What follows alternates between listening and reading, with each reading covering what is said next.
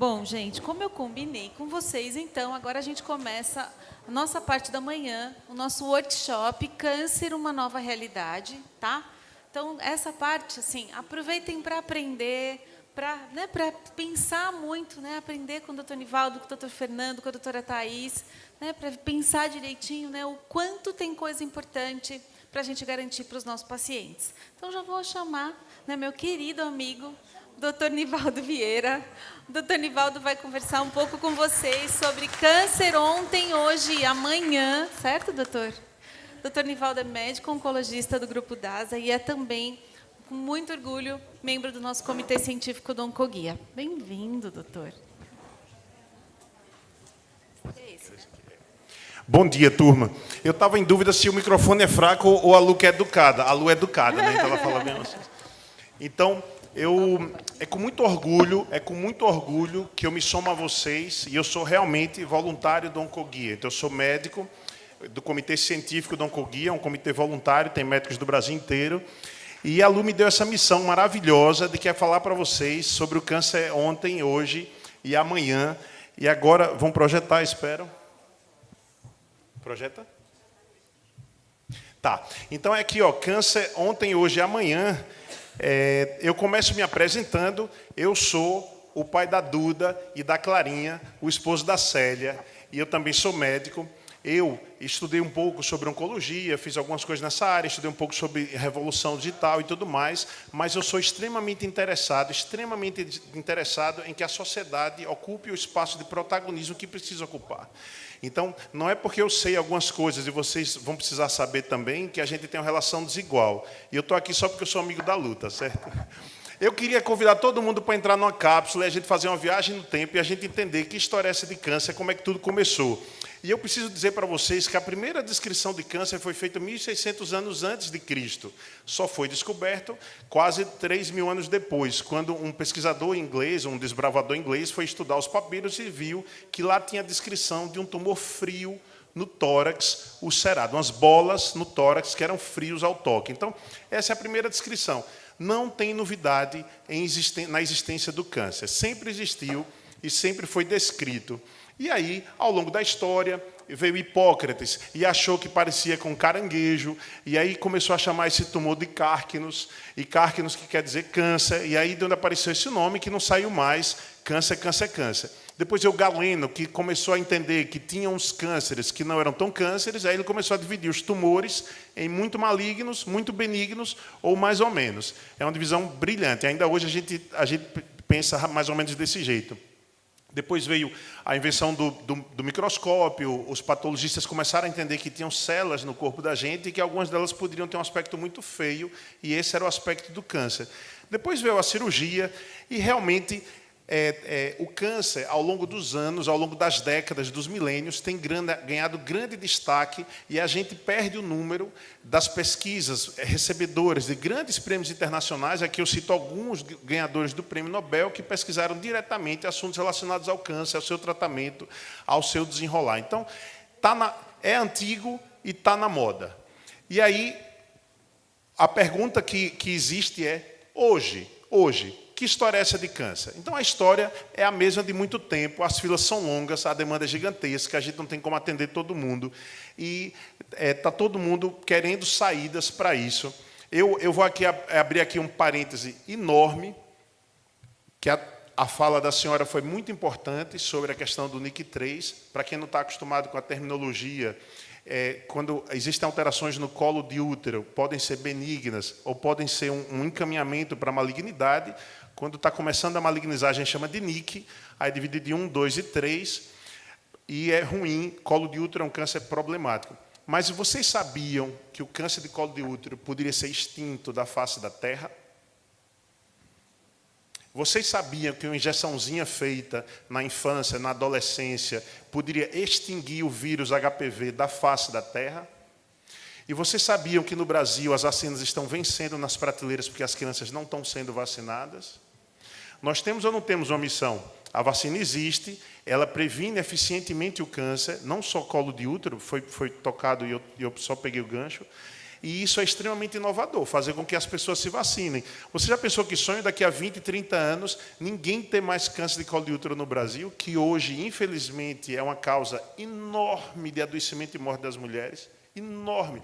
Junto com ele, outros tantos relacionados ao HPV. Mas esse é um parênteses. Então, o que está acontecendo com o câncer no mundo? Nas áreas em vermelho, é quando o câncer não é causa de morte importante. Ali é a África, ali se morre de causa infecciosa. Na África se morre de infecção, tuberculose, malária, HIV. No resto do mundo, onde é azul, o câncer é a primeira ou a segunda causa de morte. Então, a gente vê que realmente ou se morre de fome e miséria, ou se padece e morre de câncer. Esses números são atuais, o câncer é um problema de todos, a gente precisa olhar para isso com muita responsabilidade. O que a gente sabe sobre o diagnóstico de câncer? Eu vou pegar um dos aspectos do diagnóstico, e existem diversos. Você sabe que câncer é o conjunto de mais de 1000 doenças diferentes, mas vamos falar sobre uma coisinha, vamos falar sobre mamografia. A gente já falou aqui, nós precisamos medir o nível de desenvolvimento de um país baseado na quantidade de mulheres que está indicado fazer mamografia e que faz mamografia. Isso é um índice de desenvolvimento do país. Então, vocês vejam, Dinamarca, Finlândia, Holanda, 82, 81, 78% das mulheres que precisam, né, na faixa etária, fazem mamografia. No Brasil, a gente está, infelizmente, não atingiu ainda 30%. E aí, qual é o problema, Nivaldo, qual é o problema do Brasil? Esse é o mapa do Brasil, essas bolinhas aí é onde está localizado mamógrafo no Brasil. Hoje, no Brasil, não existe tanto carência de aparelhos, mas existe a necessidade da melhor distribuição dos aparelhos.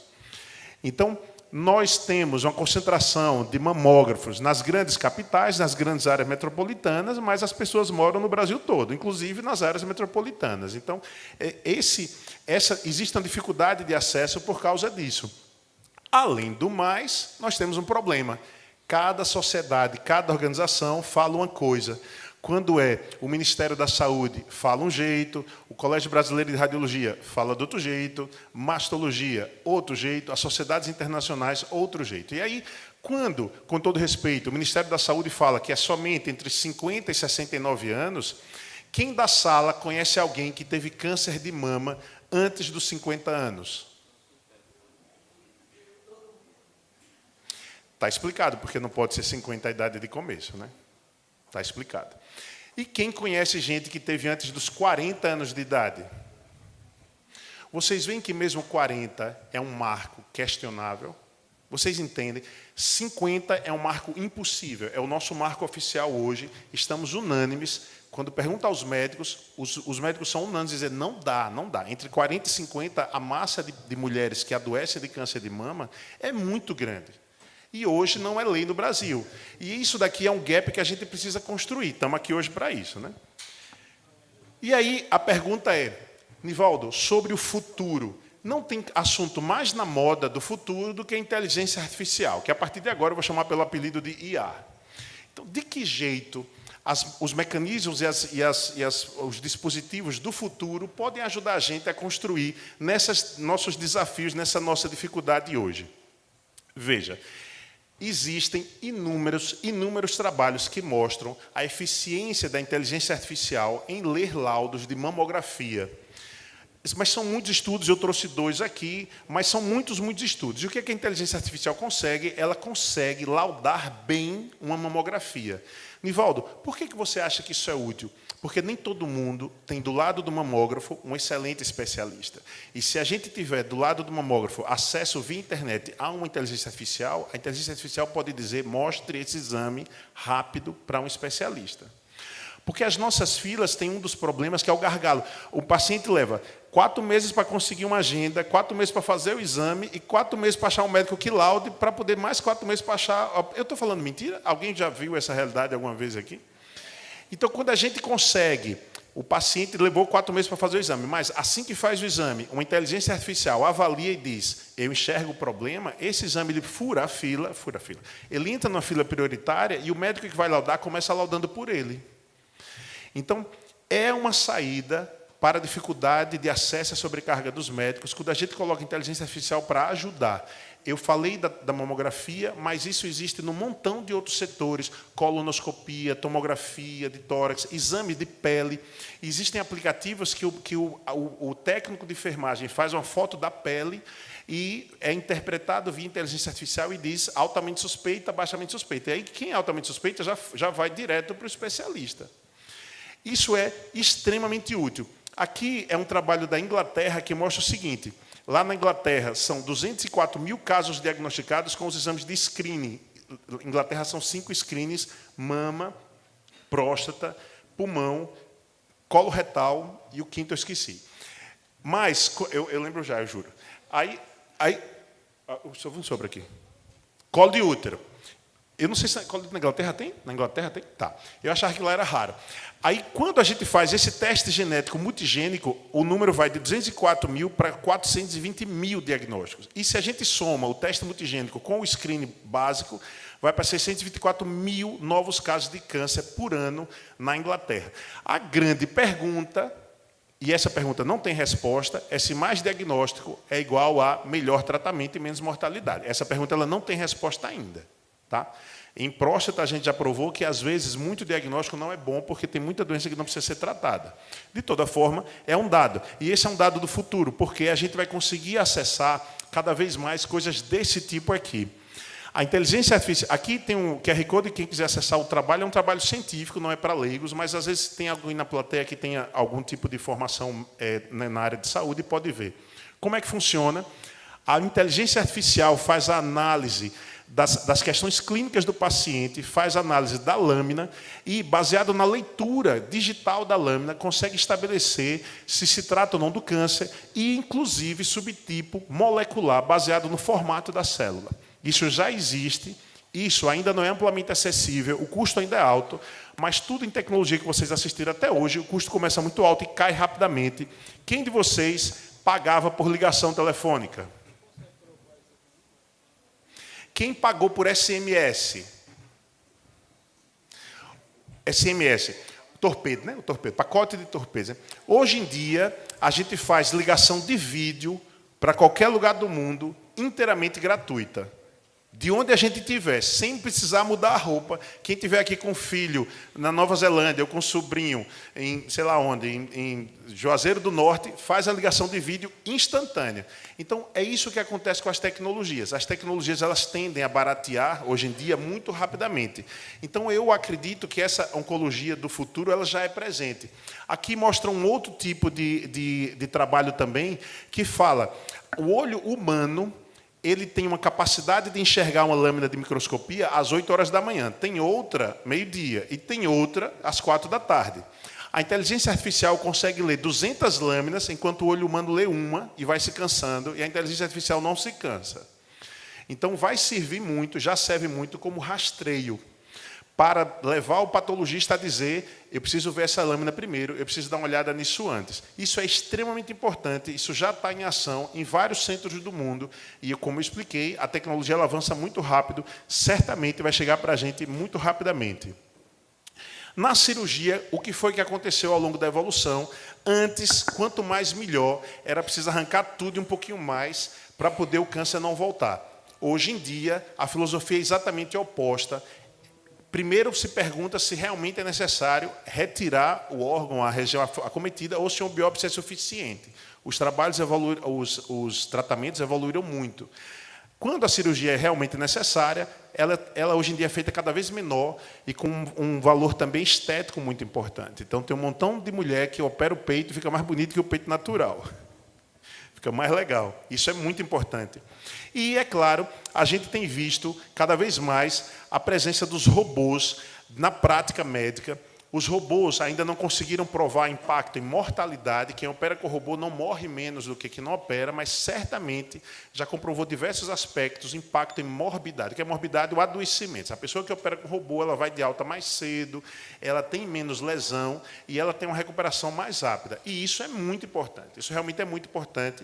O uso mais amplo do robô hoje é nas cirurgias de próstata, mas não é em nenhuma hipótese restrito à próstata. Se usa bastante no tórax, se usa bastante no pescoço, tem robô agora dentro das articulações. Realmente está crescendo muito o uso da cirurgia robótica e isso vai ampliar.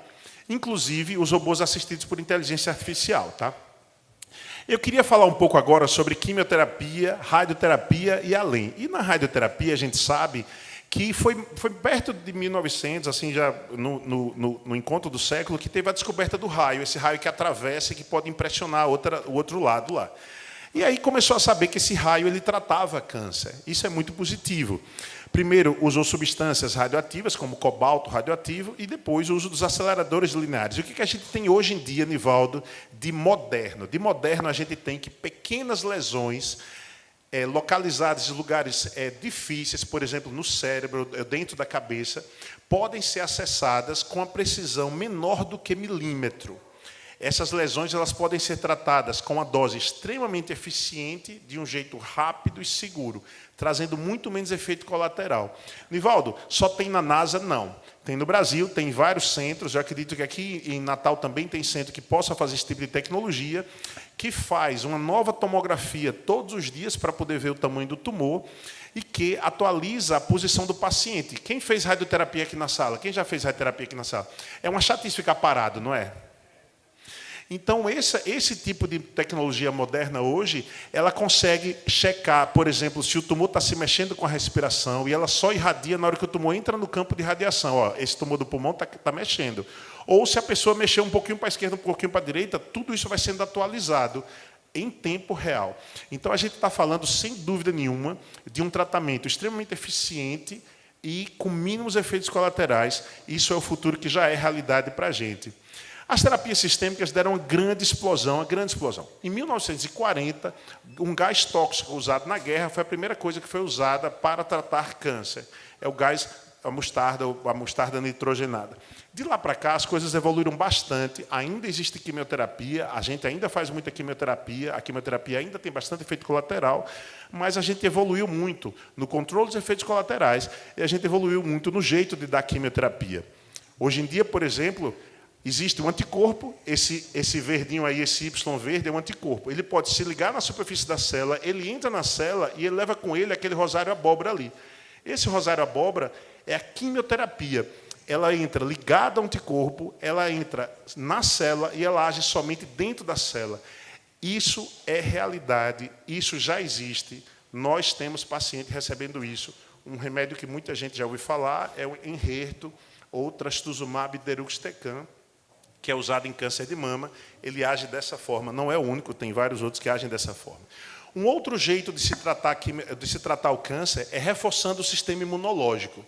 O nosso sistema imunológico, ele é extraordinário e ele serve muito bem para nos defender das infecções, mas ele precisa começar a conhecer a célula cancerosa e a destruir a célula cancerosa. Então, existem hoje tratamentos que ativam o sistema imunológico e faz com que ele comece a reconhecer a célula cancerosa e a destruí-la, como nesse filme maravilhoso. Então, não tenha dúvida, exemplo de remédio que faz isso, por exemplo, tem pembrolizumab, nivolumab, avelumab. Talvez você já tenha ouvido falar em alguns desses medicamentos. Uma outra coisa que existe e que é bastante moderna é o seguinte: substâncias radioativas podem ser injetadas na pessoa. Mas, Nivaldo, vai irradiar o corpo todo da pessoa. Veja, se ela fosse livre, se ela fosse somente a substância radioativa, sem dúvida, era um pouquinho de radiação para o corpo inteiro. Só que não é assim. Ela é ligada a uma molécula que é específica para o câncer. Então, hoje em dia, no Brasil, já tem tratamento que é essa ligação entre a substância radioativa, que é aquele brilhinho que está ali, e essa molécula que vai localizar a célula do câncer. E, localizando a célula do câncer, ela vai fazer com que haja uma radioterapia, entre aspas, com uma potência muito grande, mas uma capacidade de penetração muito pequena. Então, vai ser muito intenso, mas um murro bem curtinho. Vai destruir somente o que estiver pertinho da molécula que foi aderida. Esse tratamento ele já existe no Brasil, já foi liberado. Hoje em dia, a gente faz esse tratamento especificamente para câncer que invade o osso, câncer de próstata que invade o osso, e também uma novidade. Um tratamento que todo mundo já ouviu falar chama CAR T-cell, é um tratamento muito caro. Nivaldo, por que é caro? Porque a gente pega o paciente com câncer, coloca numa máquina para filtrar o sangue dele e retirar os glóbulos brancos, as células de defesa, os soldadinhos. O câncer acontece porque os soldadinhos estão destreinados. E a gente tira os soldadinhos, congela, manda para a fábrica, e chega na fábrica, os soldadinhos do paciente vão ser reestimulados a fabricar defesa contra o câncer específico da pessoa. Então, o soldadinho é da pessoa, o câncer é da pessoa, e aí volta da fábrica e infunde. É um tratamento extremamente caro, mas é muito eficiente. Vocês vão ver na internet os casos dramáticos que conseguem remissão por causa desse tipo de tratamento que depois vai ser reinfundido no paciente, que nada mais é do que os soldadinhos dele, as células de defesa dele, que estão treinadas agora e que vão defendê-lo do câncer. Eu acho, e acho mesmo, que a grande modernidade no tratamento do câncer é que a gente aprende a cuidar de pessoas. Isso é muito importante. Eu acho que a relação médico-paciente, hoje em dia, na revolução digital, ela mudou completamente. Eu enxergo como médico, por exemplo, que não sei se vocês sabem, mas no mundo nós vivemos numa região que 82% das pessoas têm internet. E aqui é uma oportunidade de acesso. A internet ajuda as pessoas a estarem conectadas. Então, independente delas morarem aqui na Ponta Negra ou lá no interior, só que chega com acesso sei lá, de uma carroça, elas têm acesso à internet. E isso é um fator de equilíbrio mundial. No Brasil, nós temos 96% da população com algum tipo de conexão. É uma oportunidade. Isso é mais do que água potável, isso é mais do que saneamento básico, é mais do que qualquer outro indício social. As pessoas brasileiras estão conectadas. Quem de vocês vai parar o carro e vai dizer assim para o flanelinha: não tenho trocado? O que é que ele vai responder? Aceito Pix. Independente dele morar na Marquise ou dele ter casa com a água encanada e tudo mais. Então, aceita o Pix é um fato, o mundo está digital. E o que é que nós estamos vivendo na relação médico-paciente? Nós estamos tendo uma abundância de interações, nós estamos tendo pouco contato e, raramente, nós estamos tendo conexão. Isso é um pecado. Interagimos 1 milhão de vezes, a gente faz 30 perguntas para o médico não consegue acompanhar, e as 30 perguntas seriam substituídas por um cafezinho. E o cafezinho, 30 cafezinhos seriam substituídos por um abraço sincero. Então, a humanidade hoje, isso é da humanidade, não é só da relação médico-paciente, não. Tem bastante interação, pouco contato e rara conexão. Porém, o paciente está cada vez mais autônomo e a relação está cada vez menos assimétrica. Eu e os colegas médicos da sala tivemos uma formação sacerdotal. Isso significa que a gente sabe o que Deus pensa e precisa explicar para o mortal aquilo que Deus está pensando. Essa formação ela é antiquada, arcaica, não faz sentido, porque cada um de vocês tem no bolso soluções e questionamentos que nós médicos não sabemos e que vocês vão trazer na consulta e vão acrescentar para a gente. Tomem posse desse poder. Hoje em dia, a medicina, a relação está cada vez mais personalizada e cada vez menos generalizada, independente do acesso que a pessoa tenha, as coisas estão cada vez mais individualizadas. E o preenchimento dos prontuários médicos é uma coisa que cansa muito. E uma das novidades que acontece é que, enquanto a gente está aqui, os nossos celulares estão ouvindo as nossas conversas. E qualquer um de nós que disser assim, ó, e aí, Siri? O celular vai responder, pois não, pois não. Então, ele é bisbilhoteiro, ele só não fala sempre, mas é bisbilhoteiro, está ouvindo a gente o tempo inteiro. Ou então, Hey Google, os celulares já estão respondendo aí. O que é que acontece? Na consulta médica, o médico pode pedir licença ao paciente, ligar o celular vai ouvir a consulta, vai traduzir a consulta em termos técnicos e depois o médico vai validar essa consulta. 70% do trabalho médico, entre 70% e 85% do trabalho médico não é com gente, é com formulário, é com programa, é com autorizações, é com relatórios, não é cuidando de gente. Então, existe sim, e é uma esperança para que a gente comece a trabalhar melhor. Na minha opinião, hoje em dia, é preciso mais criatividade, menos repetição, é preciso mais informação, porque as coisas cada dia têm menos relevância, é preciso mais desafio e menos lugar comum. E aqui uma dica para cada um de vocês: estamos mergulhados no mundo de fake news. Nós precisamos combater com grande vigor as fake news. Afinal de contas, o futuro não é dos programas, o futuro não é dos aparelhos, o futuro é interação e conexão, gente com gente. Com isso eu concluo. Eu não sei se era isso que vocês queriam. Meu muito obrigado. Quem quiser apontar a câmera ali vai ter meu contato. Parabéns pelo evento. Muito obrigado.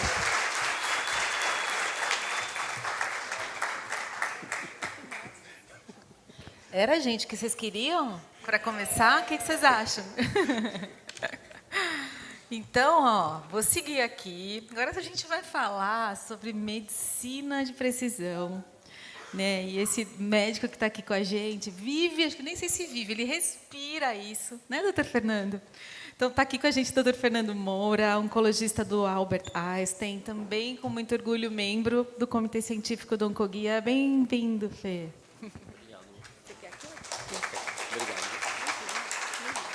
Bom dia a todos. Agradeço o gentil convite da Luciana. A exemplo do Dr. Nivaldo, que brilhantemente expôs algumas coisas, eu também vou falar um pouquinho a respeito de oncologia, de medicina de precisão, mas antes eu vou me apresentar. Eu sou oncologista, não tenho nenhum conflito de interesse para que a gente converse aqui. Eu também sou amigo da Luciana e eu sou muito interessado em que a gente diminua sistematicamente supertratamentos que no passado faziam sentido, talvez por falta de algum conhecimento mais aprofundado do câncer e que hoje a gente consegue, talvez, com todas essas ferramentas que o Nivaldo também, de alguma forma, apontou, aprimorar o cuidado, o diagnóstico, acima de tudo, até mesmo a prevenção. Eu vou tentar mostrar para vocês um pouco de tudo isso, né? Essa agenda que está um pouquinho extensa, mas a gente vai devagarzinho passando por tudo isso. A gente está habituado a fazer uma medicina reativa. O que é isso? Ora, eu tenho sinais ofertados para o médico fazer um diagnóstico, eu tenho sintomas que são reportados também pelo paciente, e isso gera um diagnóstico. E quando gera um diagnóstico, a gente abre uma oportunidade de, acertando o diagnóstico, fazer um tratamento correto. Então, isso é reação àquilo que está estabelecido. Mas e se a gente puder ser proativo, e se a gente conseguir, de alguma forma, predizer o que está por vir, ou quais são os nossos riscos, de fato, de desenvolvimento de doença? Então, existem alguns testes mundo afora que começam a olhar para isso. Esse é um dos testes que a gente tem no nosso hospital. Eu trabalho no Hospital Albert Einstein, em São Paulo. Alguém pode pensar, lá é tudo muito fácil, porque lá é sempre tudo acessível. E sim, isso talvez seja parcialmente verdade, mas eu também sou médico voluntário no sistema público, no Hospital Vila Santa Catarina, onde a gente tem lá uma operação de saúde gigante hoje envolvendo oncologia. E para quem não sabe, o Albert Einstein hoje tem 55% dos seus atendimentos direcionados ao sistema público. E lá, no nosso hospital, a gente tem um teste de predição genética. Ele faz o quê? Uma avaliação por exame de sangue de 563 genes. Esses 563 genes dão assinaturas moleculares, ou seja, alterações encontradas nos nossos genes que contam para a gente se a gente tem risco, por exemplo, de ter algum tipo de câncer, de ter distúrbios de coagulação, metabólicos, imunológicos, doenças genéticas e, às vezes, até um perfil de ancestralidade que gera uma curiosidade, né? Além de doenças cardiovasculares. Isso ficou bastante comum, talvez vocês estejam familiarizados, a esta situação que a Angelina Jolie, aquela atriz americana, sofreu lá em 2013, quando ela fez um desses testes e detectou uma mutação do gene BRCA1. Esse gene, quando mutado, leva a um risco de câncer de mama de cerca de 85% das vezes ao longo da vida da mulher, além do risco de câncer de ovário, por exemplo. O que ela fez uma cirurgia da mama redutora de risco. Ela retirou, na verdade, quase que totalidade do parênquima da mama, substituindo por prótese. Isso ganhou conotação global, né, por conta da potencial agressividade que isso era, naquela época, proporcionada. Mas o que a gente assiste hoje é que, quando a gente tem, de fato, esses genes identificados, essa é uma forma de prevenir o câncer, é uma forma de evitar o câncer, na verdade. Bom, mas esses testes que eu mostrei têm uma zona cinzenta, não é à toa que está ali aquele gradeado de cinzas. Por quê? Porque, para boa parte do que a gente faz com esses testes, a gente não tem uma ação, de fato, efetiva que vá diminuir ou evitar o risco das doenças se estabelecerem. Eu, por exemplo, não fiz esse teste. Fui convidado para fazer, mas não fiz, porque eu não quero entender se eu tenho risco de ter, por exemplo, Alzheimer aos 70 anos ou esclerose múltipla, duas doenças, por exemplo, que eu não tenho a menor chance de fazer nada hoje em dia com o que a gente tem de conhecimento médico, nem para evitar e, eventualmente, nem para tratar de forma eficiente. E esse senhorzinho simpático é o Dr. James Watson, foi quem, lá na década de 50, descobriu o DNA, junto com outro médico. E, em 2007, ele teve o seu sequenciamento completo analisado na Universidade de Baylor, nos Estados Unidos. E aqui ele recebia um USB, o Nivaldo falava de tecnologias ultrapassadas, a gente viu aqui um USB que hoje a gente nem mais quase usa, nem sabe mais o que é. E ele pediu para que no teste dele fosse editado o cromossomo 19, um dos nossos cromossomos. E por que ele fez essa solicitação? Porque ele não queria entender qual era o risco dele ter Alzheimer. E por que ele pediu o cromossomo 19?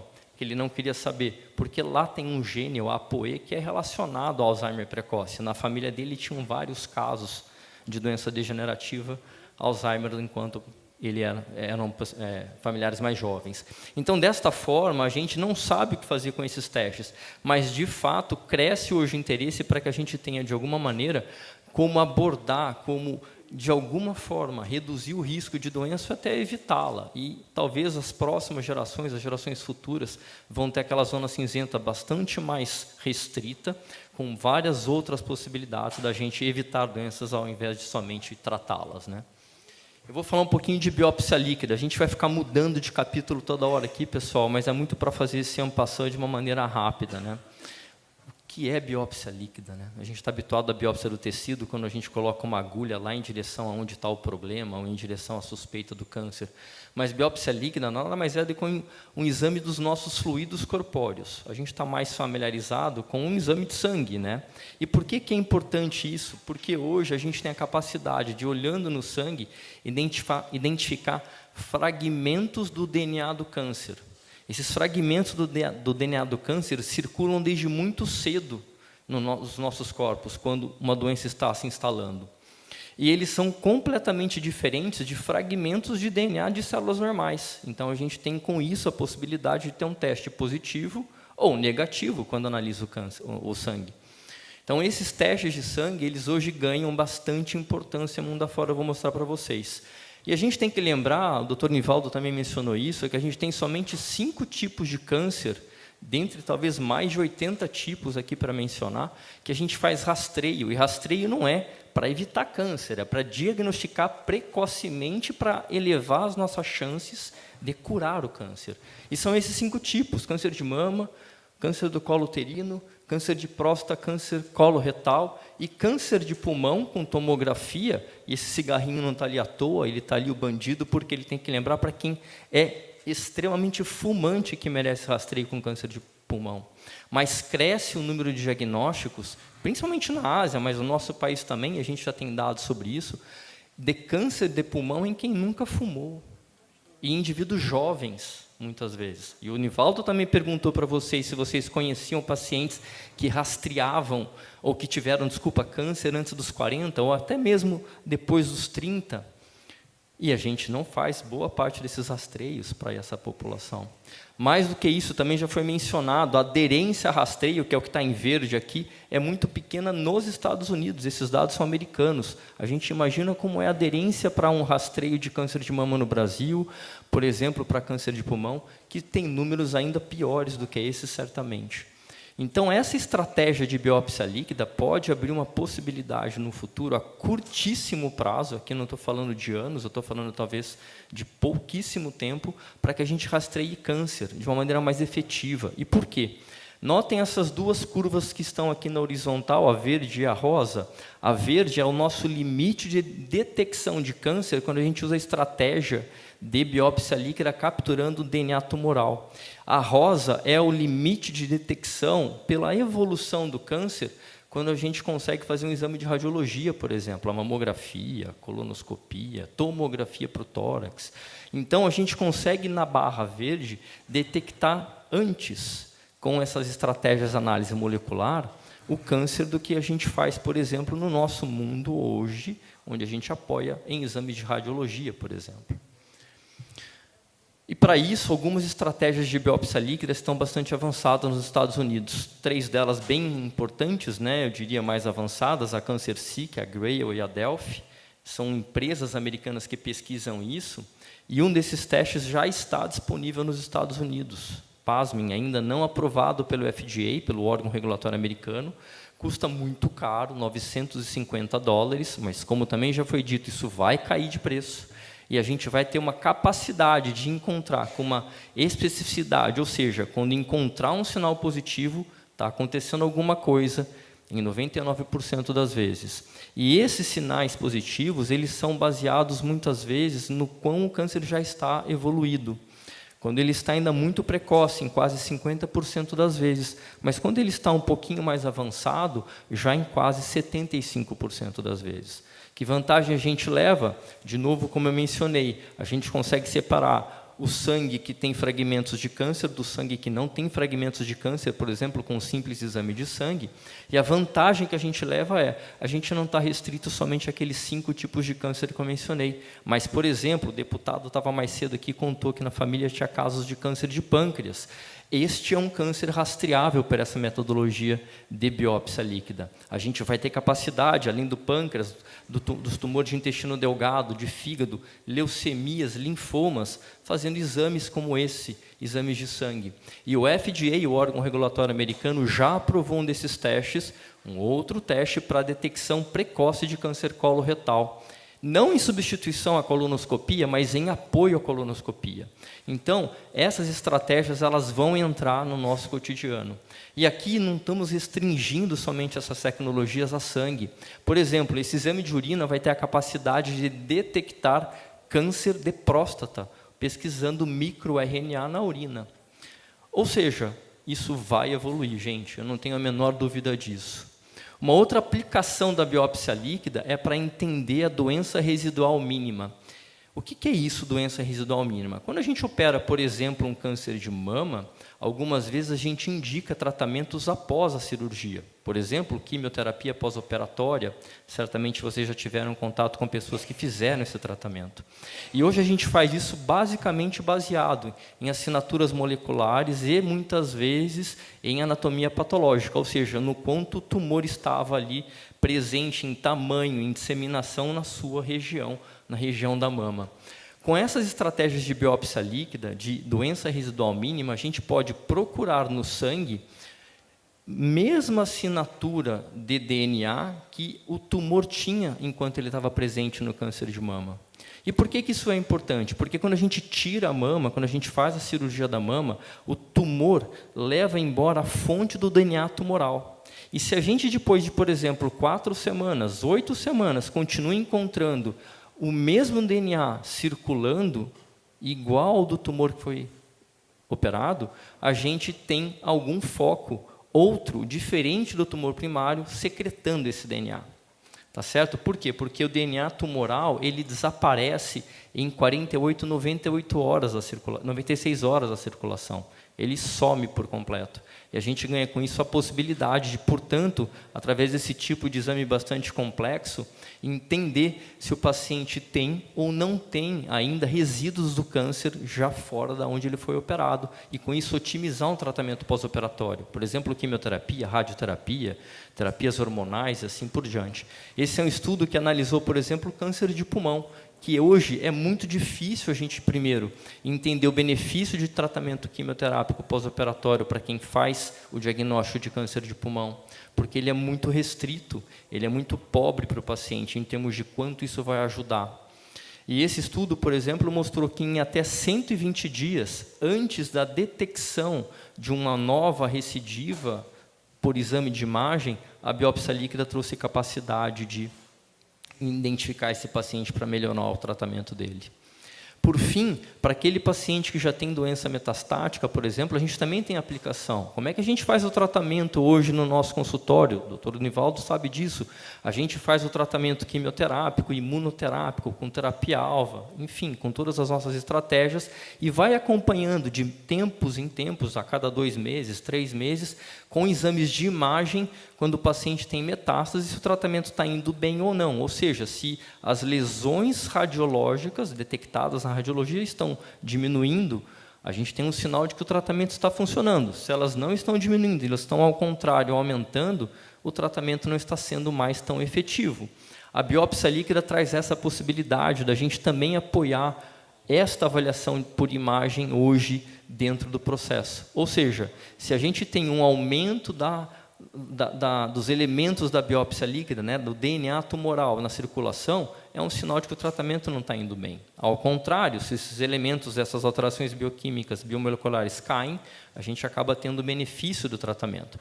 Lógico, são ferramentas de apoio, isso custa muito caro ainda, a gente sabe disso, obviamente não tem uma disponibilidade rápida, tem vários problemas, mas eu trouxe muito mais como um contato para que a gente entenda um pouquinho de inovação. A gente vai falar um pouquinho de terapia-alvo agora, tá? Eu peço que vocês guardem esse número, 8 meses. Este era o número que a gente ofertava para os nossos pacientes com câncer de pulmão metastático no começo dos anos 2000, quando fazia quimioterapia para todo mundo da mesma forma. O paciente tinha um câncer de pulmão metastático, quimioterapia era o tratamento, 8 meses era a mediana de sobrevida global desses pacientes.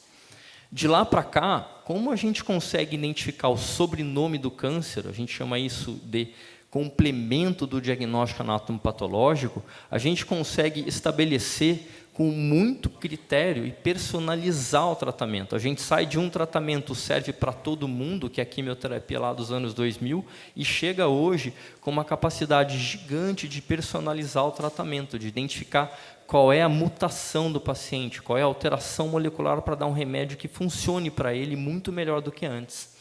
Então, o câncer de pulmão, ele sai de uma única doença e, entendendo o sobrenome, a gente tem hoje uma pizza completamente fatiada de sobrenomes do câncer de pulmão, que muitas vezes são diferentes aqui no nosso mundo ocidental em relação à Ásia, por exemplo, onde mutações são mais frequentes do que aqui. E a gente tem, com essa situação de oportuna diagnóstico do sobrenome do câncer, como tratar esses pacientes de maneira muito mais efetiva. Este é um caso, por exemplo, de uma situação onde a gente tem mutação EGFR, que com um simples comprimido, ao invés de quimioterapia, a gente projeta a sobrevida global mediana daqueles 8 meses para quase 40 meses. Sem que isso seja quimioterapia, dando muito melhor conforto ao longo do tratamento. É uma pílula, é um comprimido que o paciente toma todo dia, com muito menor efeito colateral. E isso não é invariável. Muitas vezes no câncer de pulmão a gente tem situações tão raras quanto essa. Esse senhor é um médico que até colaborou com a Oncoguia recentemente num depoimento para o Ministério da Saúde, para a Anvisa. E veja, ele teve um câncer de pulmão tão raro quanto 1%. Ele se apresentou com cada um desses pontinhos pretos que vocês estão vendo aqui nesse PET-CT, é uma metástases pulmonares, numa condição clínica muito ruim. Ele só conseguiu fazer esse diagnóstico porque ele teve acesso ao sequenciamento. Sequenciamento é o que dá o sobrenome do câncer, é o exame que dá o sobrenome do câncer. Tomou uma pílula e, desde então, tomando um único comprimido, ele tem um PET completamente melhor, qualidade de vida completamente saudável, opera porque ele é um médico. Tá? Então, para a gente entender que a gente tem acesso e tem como fazer isso, na verdade, em termos de tecnologia, o que a gente precisa garantir é acesso para esse tipo de diagnóstico em larga escala, no sistema privado, que nós não temos ainda a regulamentação dos nossos convênios, para os nossos convênios ofertar esse tipo de estudo, e mais do que isso, para o nosso sistema público. Isso projeta a sobrevivência mediana nesses casos para mais de 50 meses, por exemplo, saem daqueles 8. E por que a gente insiste nessa tecla de que o diagnóstico molecular ele deve ser amplo? A gente deve fazer estudos que levem ao entendimento completo do sobrenome do câncer, porque a gente abre chance de tratar pacientes como esse jovem de 30 anos, câncer de pulmão metastático, de novo, cada bolinha preta dessa era uma metástase. O tratamento dele anteriormente não estava indo bem. Ele fez um sequenciamento, mas um sequenciamento curto, daqueles mais simples. A gente não conseguiu identificar nada. Posteriormente a fazer um sequenciamento amplo, um segundo exame, a gente identificou uma fusão do gene EGFR. Isso é tão raro quanto 0,2 a 0,5% dos cânceres de pulmão. E a gente deu de novo um comprimido para ele, e o pulmão melhorou, o corpo melhorou, e tudo melhorou de maneira drástica, e ele conseguiu ter uma sobrevida muito importante. Depois de quase 3 anos, ele veio a falecer, infelizmente, pela doença, mas, enquanto isso, ele teve uma sobrevida com qualidade de vida e muito melhor. Ele não teria sobrevivido todo esse tempo sem essa possibilidade de diagnóstico. Tá? Ou seja, a gente sai de uma situação, muitas vezes, bastante delicada e chega, muitas vezes, para situações onde, já na doença inicial, por exemplo, após a cirurgia do câncer de pulmão, a gente precisa aprimorar o tratamento pós-operatório para que esses pacientes não tenham, por exemplo, recorrência da doença. E, para isso, hoje a gente já tem essa estratégia. Para quem tem EGFR mutado, que é uma assinatura do câncer, um sobrenome do câncer que foi operado, esses pacientes merecem ter, junto com o seu médico, discussão para receber um tratamento, por exemplo, com osimertinib, que é uma medicação que proporcionou ganho em sobrevida global. Para aqueles pacientes que também são, às vezes, diagnosticados com câncer de pulmão e que já não podem ser operados, porque a doença está muito avançada no tórax, mas que não possuem metástases, o tratamento é de radioterapia, com quimioterapia, muitas vezes. Para quem tem mutação, da mesma forma, a mutação EGFR, a gente dá um comprimido, melhora bastante a chance desse paciente não voltar a ter o problema, não voltar a ter recidivas ou metástases. Agora, tudo isso fica, de novo, restrito à nossa chance de fazer o diagnóstico molecular, entender o sobrenome do câncer e, claro, dar o tratamento certo no momento certo para o paciente correto. E a gente tem essas limitações e tenho certeza que a gente vai discutir a seguir. Esse é um slide rápido, tá, gente, a respeito de imunoterapia, que o Dr. Nivaldo também mencionou. E já tem 5 anos de acompanhamento dos primeiros estudos de imunoterapia. Mas, curiosamente, imunoterapia para câncer de pulmão está fazendo aniversário de 10 anos. E a gente continua batendo nessa tecla. Cansa. O SUS não tem imunoterapia. O que precisa ser feito? Várias frentes precisam ser abordadas e várias decisões precisam ser tomadas para que a gente oferte esse benefício de aumentar, como a gente está vendo aqui na curva em azul, a taxa de sobrevivência para quem tem acesso à imunoterapia. E a gente não consegue isso ainda no SUS. Tá? Da mesma forma, para quem faz quimioterapia com radioterapia, a gente já tem dados que fazer imunoterapia após, para quem tem a doença localmente avançada e não metastática, como no cenário anterior, a imuno também salva vidas. E agora, mais do que nunca, para quem faz o diagnóstico inicial e que tem algumas características, como um tamanho de tumor acima de 4 centímetros ou linfonodo positivo, a gente deve discutir com o cirurgião, com o patologista, num fórum multidisciplinar, se existir indicação, fazer tratamento imunoterápico com quimioterapia pré-operatório, para justamente trazer o benefício de aumentar a chance de que a doença fique ainda mais resolvida lá na frente em relação à linha do tempo. E a imunoterapia traz esse tipo de benefício não só para câncer de pulmão, mas para câncer de mama triplo negativo, câncer de bexiga e para outros tipos de câncer como esse, bastante raro, chamado carcinoma de células de Merkel. Para quem não tem noção da imagem, esse tumor na axila dessa senhora tinha o tamanho de uma bola de futebol, basicamente. Com 2 meses e meio de tratamento, a gente sai daquele cenário, essa é uma doença que responde muito bem à imunoterapia, e chega para uma axila basicamente normal. Ou seja, essa senhora está curada, ela foi operada depois disso, nunca mais teve a doença. Quem proporcionou isso foi imunoterapia de novo. E a gente não tem esse tratamento disponibilizado muitas vezes. Muitas vezes entender quais são as bactérias que habitam os nossos intestinos é importante.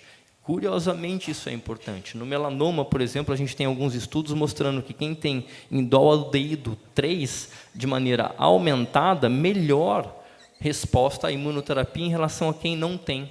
Então, entender essas bactérias hoje é motivo de estudo na literatura. Estudo, é uma promessa. A gente está evoluindo nesse sentido.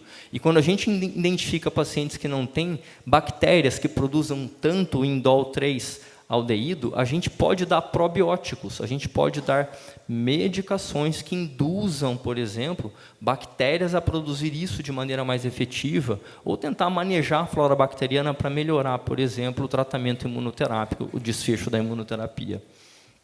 O Dr. Nivaldo também falou um pouquinho dos cavalos de Troia. Este é um cavalo de Troia, ou seja, a gente encontra um alvo, este alvo ele é específico da célula tumoral, e neste presente que o tumor recebe, quando ele se conecta na célula, a gente deposita quimioterapia dentro da célula.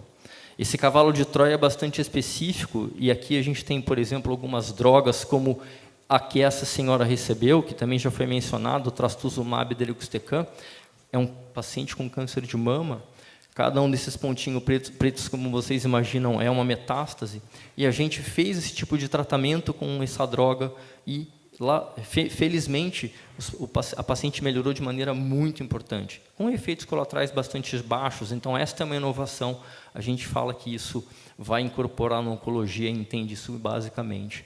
O Dr. Nivaldo também mencionou um pouquinho de radioteranóstica no câncer de próstata, como aqui a gente está vendo. Eu falo que se aquele é o cavalo de Troia, esse é o camelo de Troia. Por que camelo de Troia? Porque é forte o suficiente para, de fato, entregar um presente que é consistente com aquilo que a gente precisa. Por exemplo, com pacientes de câncer de próstata que já trataram com vários tratamentos e que tem metástases ósseas e que tem, por exemplo, outras metástases, isso trouxe ganho sobre a vida global. E não está restrito somente à próstata, várias outras doenças estão sendo estudadas para esse tipo de estratégia, de dar uma molécula que vai encontrar um alvo específico do câncer, no câncer, e ao encontrar esse alvo, deposita dentro da célula radiação naquele momento ali onde o tumor está presente, trazendo benefícios fantásticos. Nós vamos conviver com isso em breve. Por exemplo, essa senhora, uma senhora que 47 anos, que tinha uma metástase no coração de um tumor neuroendócrino. Aqui vocês estão vendo onde está brilhando aqui do lado esquerdo da tela, é o coração com uma metástase, é uma situação bastante rara. Ela fez um tratamento como esse, que a gente chama de camelo de Troia, não é? E o que aconteceu? A paciente teve um benefício muito importante, o coração passou a funcionar de uma maneira correta, ela tinha arritmias como consequência desse tratamento. A gente, com isso, consegue trazer benefícios para esses pacientes. Também já foi mencionado a questão de terapia celular. Uma das terapias celulares bastante familiar a todos nós é o CAR-T, que é usado hoje para linfomas e para alguns tipos de leucemias. Mas a gente também tem as chamadas células TIL. O que são células TIL? São os soldados de defesa que são mais fortes, mais capacitados e que conseguiram invadir o tumor. O que a gente faz? A gente faz uma biópsia, olha onde essas células T, esses soldados, estão dentro do tumor, explica para eles que eles têm que se multiplicar no laboratório, eles são multiplicados em laboratórios e são reinjetados no próprio paciente, ou seja, suas células eficientes são multiplicadas no ambiente laboratorial e depois reinjetadas no paciente, depois de quimioterapia. Uma quimioterapia para tirar os soldados que não estão trabalhando bem. E a gente tem benefícios como esses no melanoma. Muito importante, onde a gente não via isso acontecendo. Esse tipo de tratamento está aprovado nos Estados Unidos. A gente começa a trabalhar com isso também no Brasil. Terapia oncolítica viral, eu estou acabando em mais 2 minutinhos, pessoal. É uma outra forma de tratamento, tá? Para quem não está familiarizado com essa tecnologia. O que a gente faz? A gente pega um vírus atenuado, um vírus enfraquecido, que não vai fazer mal para causar uma infecção, por exemplo, e injeta esse vírus dentro do tumor.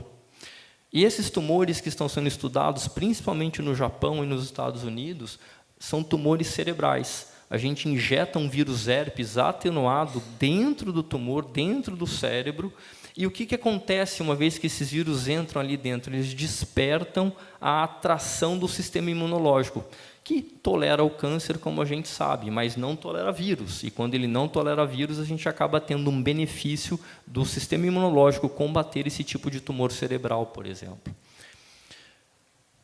Organoide esferoide. A gente está aqui falando de estudos, falando de coisas que são promissoras. Esta é mais uma delas. O que acontece? A gente pode pegar um tecido de tumor a partir da biópsia que o paciente recebeu e cultivar isso no laboratório em estruturas que são completamente organizadas para crescerem em 3 dimensões, como essa aqui, por exemplo, que é um modelo tridimensional para crescimento de células de um paciente que foi tido como biópsia do câncer da próstata. E por que isso é importante? E isso está sendo estudado em larga escala. Porque aqui a gente pode, no ambiente laboratorial, simular situações, entender características moleculares, muitas vezes saber de antemão, antes de tratar o paciente, se determinado tratamento vai, de fato, ser efetivo para ele ou não, simplesmente manejando as células que o próprio paciente tem, respeitando o ambiente microtumoral onde o tumor está instalado. Isso é promissor, existem várias pesquisas, no final das contas, envolvendo tudo isso.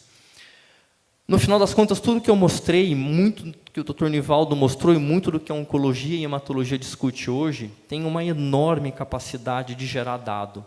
Dado é tudo, e para a gente, tudo gera dado, tá certo? Com a capacidade de organizar esses dados, com a capacidade de resgatar esses dados dos sistemas eletrônicos, com a capacidade de perguntar para esses grupos de dados, perguntas que são benéficas para os nossos pacientes, a gente vai ter a capacidade de construir ferramentas algorítmicas de inteligência artificial que, como também já foi mostrado, vai apoiar não só diagnóstico, mas também tratamento, entendimento de cada vez mais o que a gente está aqui falando, que é o combate ao câncer, no final das contas. E isso vem da clínica, muitas vezes, da nossa prática médica. Esses dados que a gente chama de real-world data, né, os dados de mundo real, são dados que a gente consegue capturar do atendimento médico, da riqueza de informações que a entrevista, que os exames, que o diagnóstico geram, para que a gente aumente o nosso conhecimento, melhorando a qualidade do tratamento, melhorando segurança, melhorando o valor que aquele paciente tem, no final das contas, ao ser tratado com melhores desfechos. E tudo isso a gente tem com um único objetivo. Essa é uma batalha nossa. A gente precisa entregar cada vez mais pacientes com alta, sem que a doença volte. E, quem sabe, com cada vez menos quimioterapia. Quimioterapia, eu costumo dizer, é um tratamento que a gente ainda precisa bastante, mas é um tratamento que a gente também precisa bastante abandonar e evoluir a oncologia e hematologia em outras frentes que a gente, felizmente, está caminhando. O futuro é agora, ele não é depois, não é daqui a 10 anos, a gente já está vivendo, a gente só precisa batalhar para garantir um pouco de tudo isso que eu mostrei para quem não tem acesso, para quem hoje depende do sistema público e para quem ainda não conseguiu entender, e eu estou falando aqui as nossas autoridades, o quanto atrasado a gente está. Obrigado, pessoal.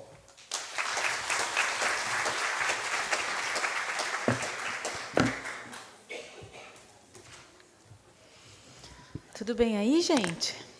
Aprendendo bastante? Então, agora, né?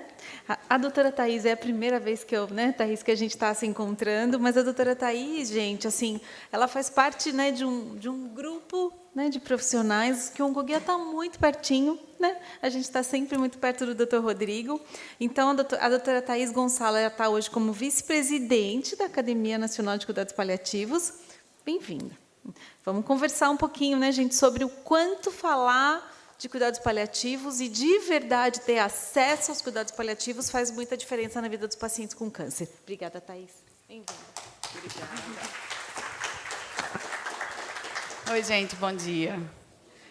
Eu estava ouvindo os dois antes de começar, eu acho que eu vou dar uma mudada de rota aqui no meio do caminho. Porque eu comecei aqui achando que poderia fazer sentido trazer uma outra observação aqui para o contexto, né? A gente estava falando das oportunidades de cuidado, do quanto que isso tem evoluído, do quanto que a gente pode mudar o cenário, né, da oncologia, não só lá na frente, mas já a partir de hoje. Então, eu resolvi fazer uma mudança de rota, né? Então, eu sou Thaís, eu sou terapeuta ocupacional, tenho uma trajetória de busca aí do ponto de vista profissional. E eu sou também mãe de Pedro, eu sou esposa, eu sou uma pessoa que está olhando para esse tema que a gente está conversando aqui hoje como um ponto de observação que vai trazer esse olhar para a pessoa, né? Então, me caracterizar enquanto esta pessoa vai fazer sentido para tudo que eu vou dizer aqui na frente. Então, que essas oportunidades todas de cuidado, elas possam ser postas em práticas para cuidar de pessoas que têm suas identidades, né, seus papéis ocupacionais, sua identidade pessoal, social, profissional, sendo preservada e sendo oportunizada nesse contexto, né? Então, eu não paro quieta, então vocês vão me ver andando aqui de um lado para o outro, eu tenho esse problema. Talvez um outro ponto seja explicar um pouco da importância do que eles trouxeram aqui hoje, para mim, especialmente, né? Eu não vou trazer aqui que eu tenho um cenário de histórico de câncer familiar muito denso, mas eu tenho um histórico de uma doença neurodegenerativa na família, que é a autossômica dominante. a fala deles, né, falar sobre medicina de precisão, falar sobre inteligência artificial, é olhar não só para o meu futuro, mas principalmente para o futuro do meu filho e de todos que virão depois, como uma imensa oportunidade de seguir, de continuar. E aí eu vou contar uma breve historinha para vocês, e aí eu começo a trajetória, né? Então, eu sou filha de Eliana, de Gonçalo.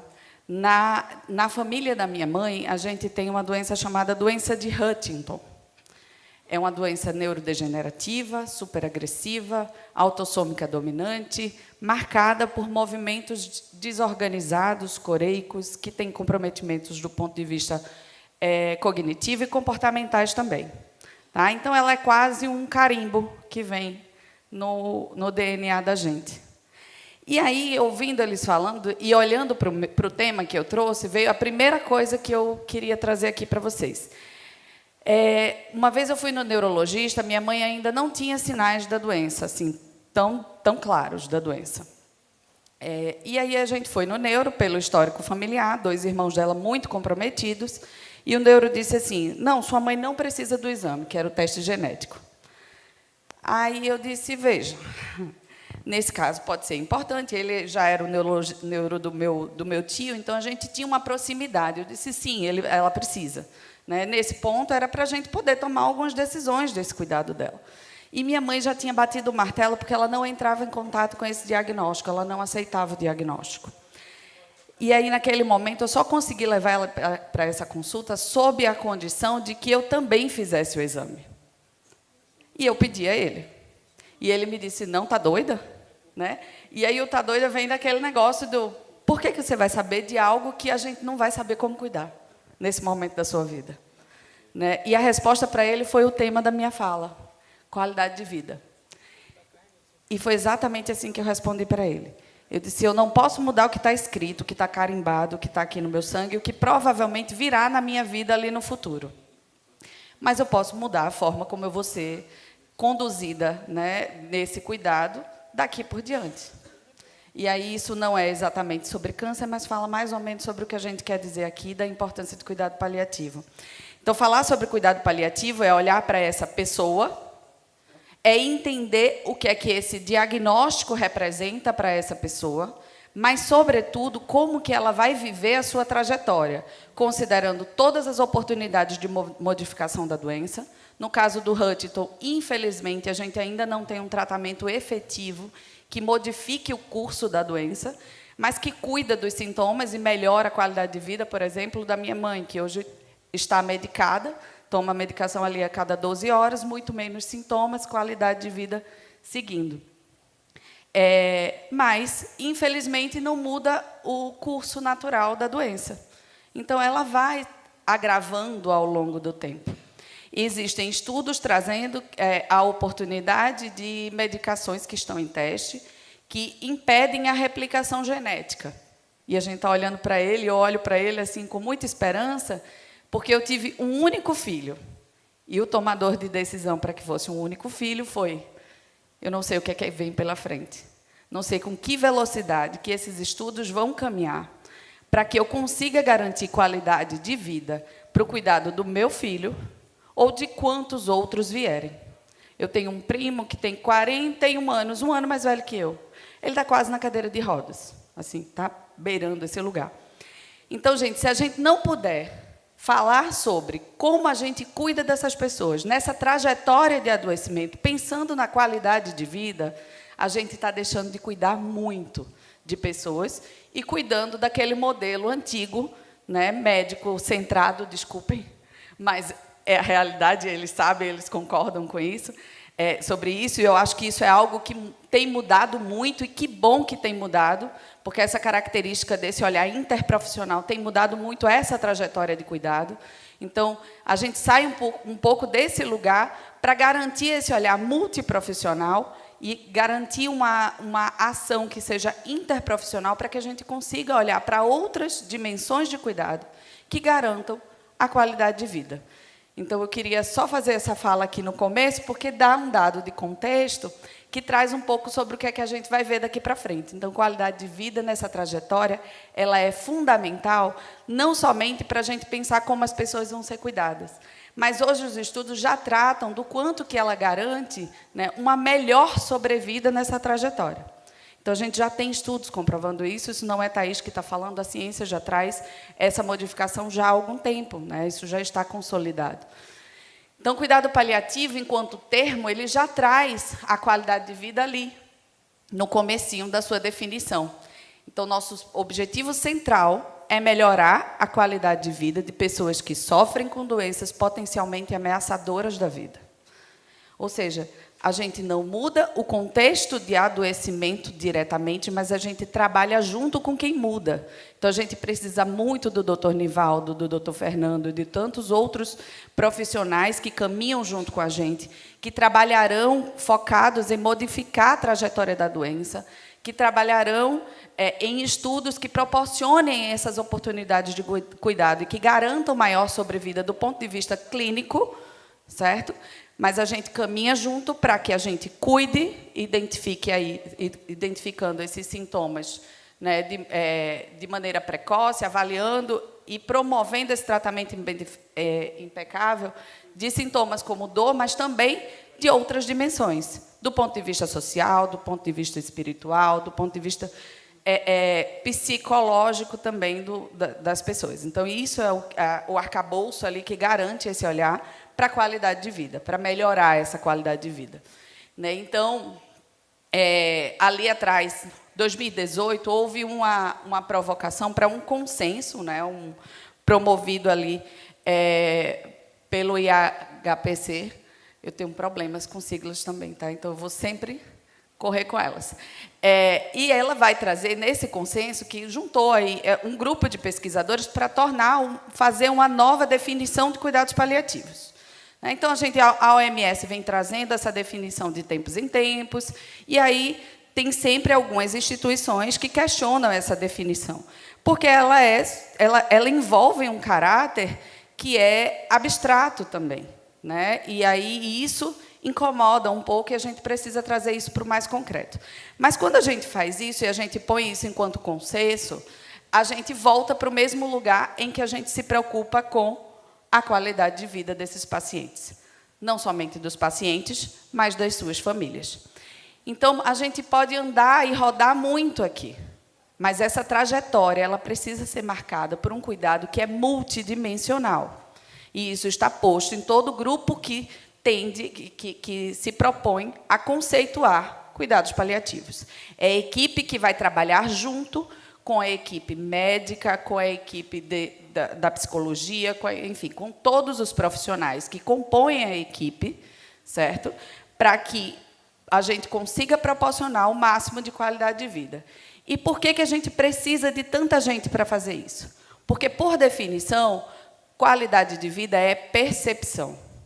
Então, a minha qualidade de vida vai ser diferente da qualidade de vida de cada um de vocês aqui. Então, por definição, ela vai levar em consideração objetivos, expectativas, padrões e preocupações que são individuais, pessoais, que têm a ver com a nossa construção enquanto ser social. São as nossas experiências individuais que farão a gente definir o que é qualidade de vida para cada um de nós. Isso modifica muito a forma como as pessoas vivenciam suas trajetórias de adoecimento. Então, entender que a definição da qualidade de vida ela envolve esses múltiplos fatores, nos dá essa responsabilidade, né, de cuidar a partir dessa multidimensionalidade. É olhar para o sujeito enquanto uma pessoa, né, que está vivendo uma trajetória de adoecimento e que precisa ser cuidada nas suas múltiplas dimensões. Os doutores também trouxeram, ali no início, um outro ponto que eu acho que é extremamente importante para isso aqui, né? Que é a provocação em relação ao acesso a esse diagnóstico de maneira precoce. Se a gente está falando do diagnóstico de maneira precoce ser uma dificuldade, imagina quando a gente fala no acesso precoce ao cuidado paliativo. Ou seja, a gente vive dois grandíssimos problemas: o reconhecimento, né, da importância da precocidade do diagnóstico do câncer, sim, mas a gente também tem uma tendência à indicação tardia do cuidado paliativo, né? Então, a gente perde muito tempo de cuidar dessas pessoas, tanto do ponto de vista clínico, quanto do ponto de vista multidimensional, tá certo? Então, entendendo esse conceito de qualidade de vida, a gente vai olhar um pouco dessa trajetória a partir da perspectiva dos desafios que estão postos para que a gente conceitue a nossa qualidade de vida.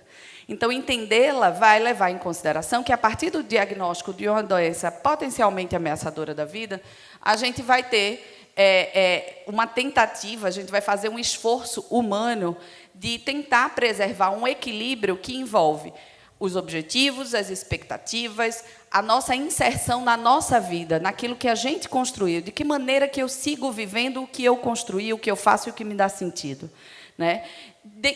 Diante de um cenário que me promove ali uma ruptura nos padrões que eu defini e que me leva a um cenário de múltiplas preocupações com o que virá pela frente, certo? Então, esse desequilíbrio também é potencializado por um contexto cultural e um sistema de valores que é absolutamente pessoal.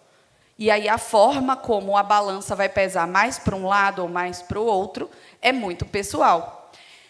Enquanto terapeuta ocupacional, eu tenho um imenso compromisso de dizer que o comprometimento da qualidade de vida vai estar muito atrelado às ocupações. Então, a forma como a gente realiza as nossas atividades de todos os dias, por exemplo, é o que diz da qualidade de eu fazer, né? Então, voltando ali para esse conceito, enquanto ocupações, como que vocês se alimentam todos os dias? Como que vocês tomam banho todos os dias? Todo mundo aqui de maneira independente, certo? Se imaginam com outra pessoa dando banho em você? Se a gente fizer esse raciocínio aqui, esse exercício, de que maneira que a gente vê que vai ficar a nossa qualidade de vida? Isso impacta ou não impacta? Então, a longo prazo, a gente vai ter um comprometimento a partir do olhar das nossas dimensões que envolvem as ocupações. Então, eu estou falando aqui de atividade de vida diária, certo?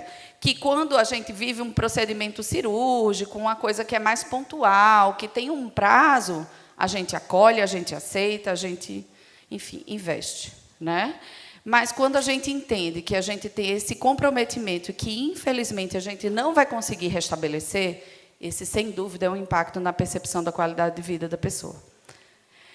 Se eu ampliar isso para as outras ocupações, a gente vai estar falando aqui da forma como a gente trabalha hoje e que a gente precisa romper nossa rotina, a forma como a gente desempenha as nossas atividades de lazer, e a gente, muitas vezes, precisa abrir mão delas, né? Inclusive pela própria cuidado com a imunidade, a gente precisa limitar a nossa participação social e, às vezes, adaptar um contexto que vai ali para o uso das chamadas de vídeo e tudo isso, mas isso nos distancia enquanto pessoas, né? Então, as outras ocupações, quando a gente junta todas elas, se a gente tiver um comprometimento do ponto de vista funcional, mexendo com essas ocupações, sem sombra de dúvida, a gente vai ter um comprometimento na percepção da qualidade de vida.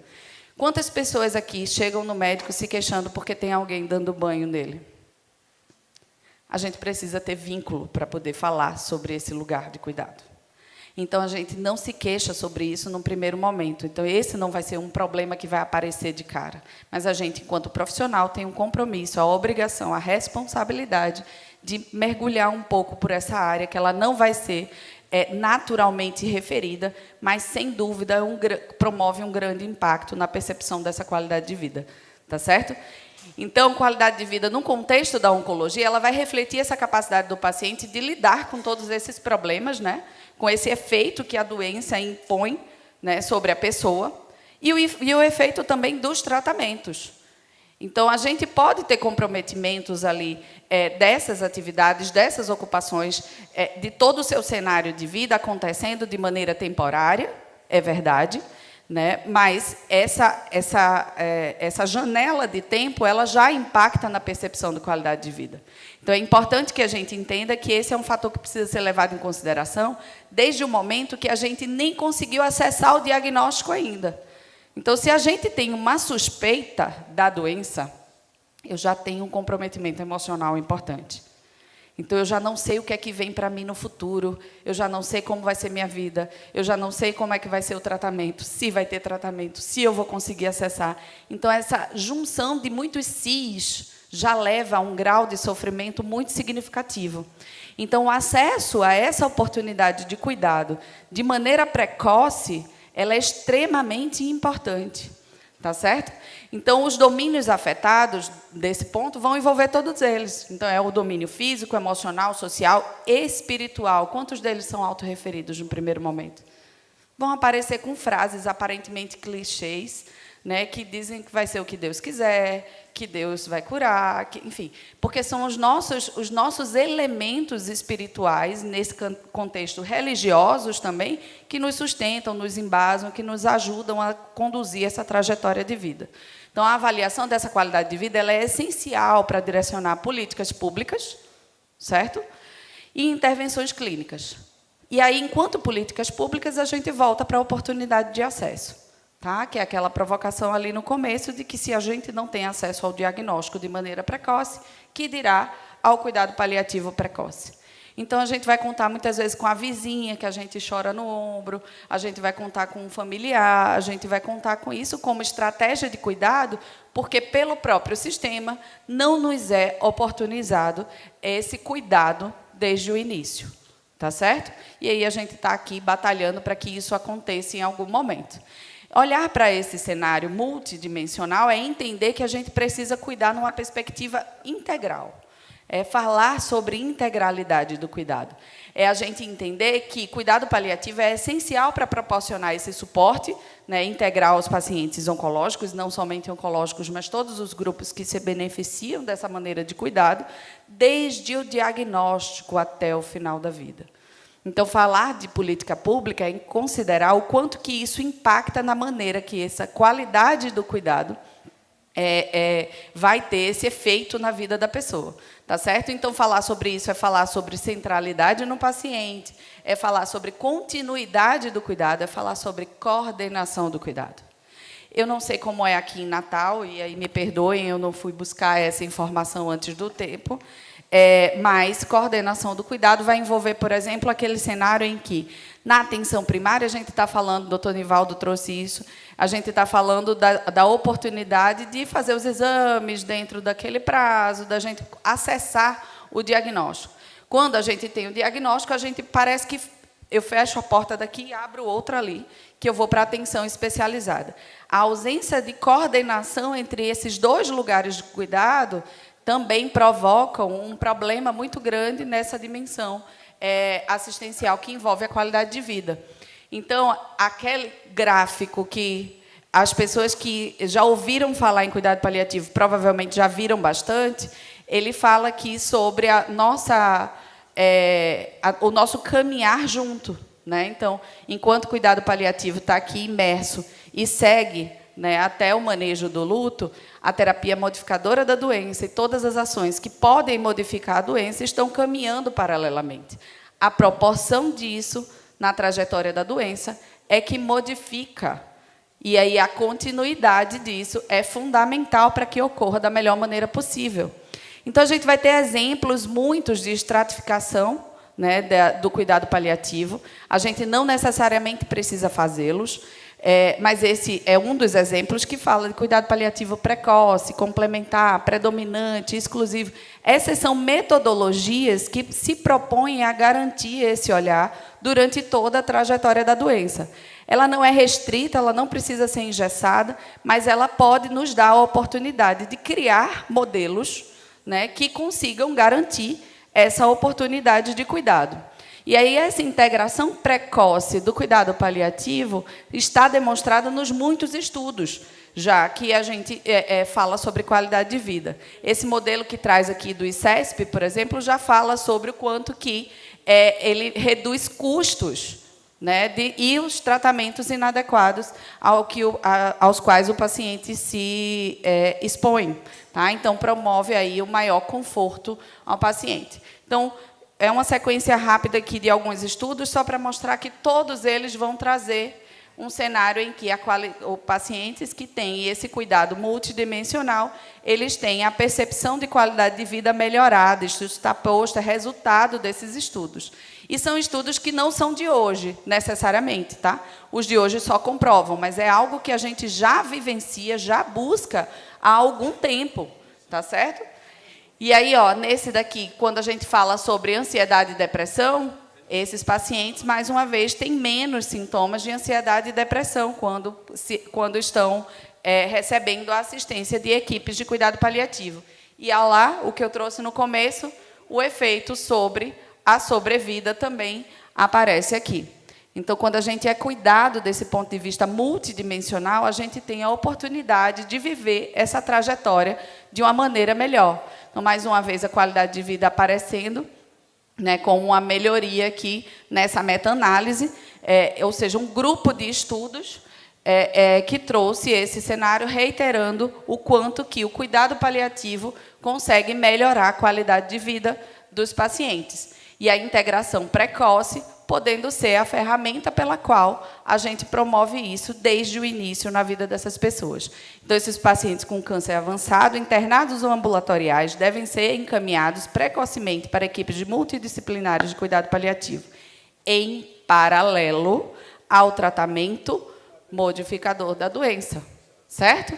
Então, isso aqui está nos guidelines, tem da ESMO, tem, enfim, de outras sociedades que dizem a mesma coisa, como um padrão desde 2017. Então, por que a gente ainda não tem? Né?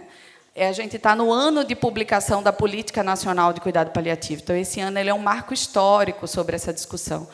E a gente está falando de cuidado paliativo geral nessa política. Ou seja, a gente está falando de oportunizar isso a partir da atenção primária.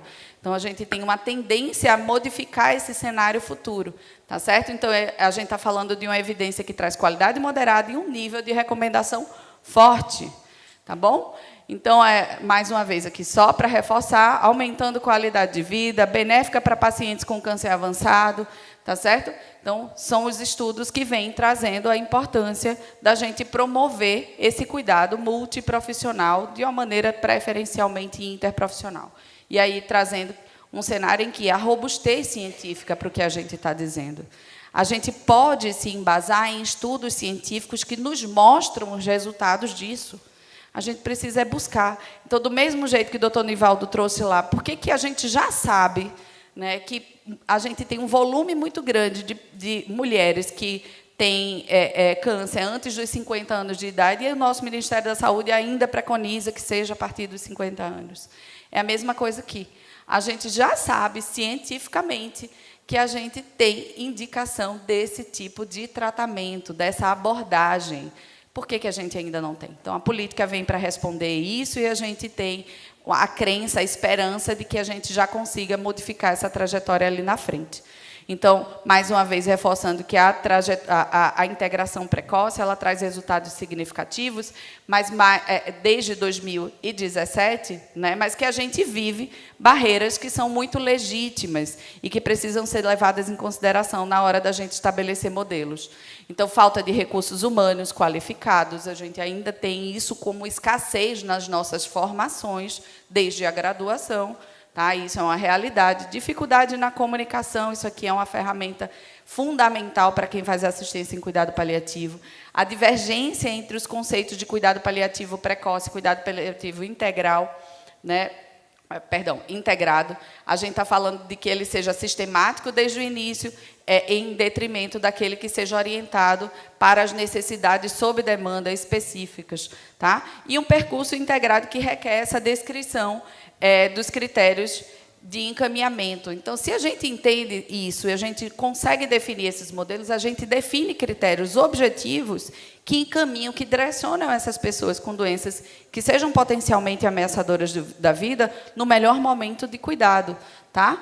Então, fechando aqui com as considerações finais, essa construção de um modelo de integração ela é fundamental, né, para evitar... Eu corri aqui, né? Porque eu tive que contar aquela historinha aqui no começo, então eu tive que correr. Então, essa construção de um modelo de integração precoce na trajetória do paciente com câncer enfrenta esses desafios e a gente precisa levar isso como uma realidade, tá? Entender que a gente tem desafio é entender que a gente tem obstáculos com os quais a gente vai precisar lidar, mas para os quais a gente vai precisar trabalhar. A gente precisa criar formatos. O desafio existe, a dificuldade existe, nosso papel é criar a solução. Nosso papel é definir de que outra forma a gente garante isso. Então, a integração precoce ela tem demonstrado ali ser fundamental para melhorar essa qualidade de vida. Então, a gente já tem a ciência ao nosso favor. A gente usa isso, cria mecanismos, mas cria também indicadores nos nossos serviços para que isso aconteça da melhor maneira possível, né? E superar esses desafios para implementar esse modelo de integração não somente vai otimizar o uso de recursos, tá? Mas vai promover um cuidado que seja mais compassivo e efetivo, não somente para os pacientes, mas para as suas famílias também. Então, era isso. Queria agradecer o espaço. Perdão por passar aí um bocado do tempo, mas eu acho que precisava de um contexto. Pode ficar aí. Obrigada, Thaís. Imagina, não passou do tempo, não. Bom, eu vou trazer de volta aqui o Dr. Nivaldo, o Dr. Fernando. E, não sei se vocês sabem, mas tem um QR Code que está passando aqui, que vocês podem mandar perguntas que chegam aqui para mim. Tá? Então, se alguém aí tiver com dúvida, quiser aproveitar esse momento aqui agora, a gente vai conversar. Não está dando para me ouvir? A gente vai precisar que mande a perguntinha aqui. Você quer fazer oral uma pergunta? Então, a gente tem uma primeira pergunta. Já está pronta a pergunta? Não, a gente precisa... Vamos aproveitar, tá? Para a gente aproveitar da melhor maneira possível. Perguntinhas rápidas para a gente aproveitar os especialistas, tá? Bom dia a todos e a todas. Eu sou Nina, aqui de Natal. Eu recebi meu diagnóstico em 2022 e uma coisa que me inquieta muito é quando alguém diz assim, mas você já está curada. Aí eu pergunto, de fato eu estou curada, né? Mas eu continuo com aquele acompanhamento dos 7 anos, né?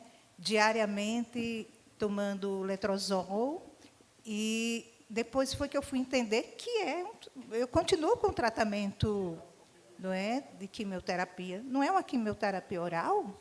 Não sei, não é? Mas eu fiquei ainda com essa dúvida, né? Quando disse para a gente, não, você já está curada. Então, se eu estou curada, por que eu preciso desse acompanhamento por 5, 7 anos? Em relação rapidamente, a qualidade de vida, e eu penso que é algo ainda para ser melhor compreendido por nós e também pela população. Quando se dizia assim, alguém está em cuidados paliativos, já está, não é? O tratamento não está mais respondendo. É como se tivesse, antigamente, se dizia assim, está desenganado, não é? Vai para casa, a médica não está respondendo, não é, ao tratamento, então não há mais o que fazer, então vai para casa. Aí eu pergunto, mas quem é que compõe realmente essa equipe, né, dos cuidados paliativos, que eu sei que agora, em termos de lei, é garantido, né, sua oferta pelo SUS, e eu sei também que as leis elas precisam de um tempo, não é, para que a sua repercussão realmente aconteça na vida das pessoas. E uma outra questão, como os senhores estão vendo, de fato, as verbas para a saúde, e, em especial, para o tratamento contra o câncer, há perspectivas mais positivas, né, nesse momento, né, que houve uma mudança política nesse país? Acho que a gente pode rodar aqui a mesa, né? Você quer Vai. Veja, Nina, obrigado pelas suas perguntas. Como são complexas e muito boas, a gente vai se dividir os 3 para falar. E aí eu começo com a sua pergunta 1. A sua pergunta 1, se eu entendi bem, você teve o diagnóstico em 22 e disseram para você, eu estou curada, mas você está usando letrozol, e letrozol é uma quimioterapia, e como é que eu estou curada? Tá, veja, raramente existem poucos cânceres que a gente consiga estabelecer um marco a partir do qual é muito raro que volte. Então, existem alguns cânceres que a gente tem marcos e a gente diz, não, é muito raro, por exemplo, câncer de testículo ou câncer de ovário com uma multiplicação muito rápida, é muito raro aparecer um retorno do câncer, a gente chama de recidiva, depois de 5 anos. Então, é raro, raro, raro. Então, aos 5 anos, a gente cumprimenta a pessoa e diz, você pode seguir com o seu clínico geral e tudo mais, você não precisa ficar mais vindo aqui de rotina. O câncer de mama, o comportamento é diferente. E o câncer de mama, que expressa receptor de hormônio, porque o anastrozol, ele é um tratamento oral contínuo, ele é um hormônio, ele não é químio. Existe bastante quimioterapia oral. No caso do letrozol é só esse detalhe, mas isso é só um detalhe mais retórico do que outra coisa. A gente enxerga a recidiva do câncer de mama, que tem receptor de hormônio positivo, às vezes 8, 10, 12, 20 anos depois do diagnóstico. Pode voltar.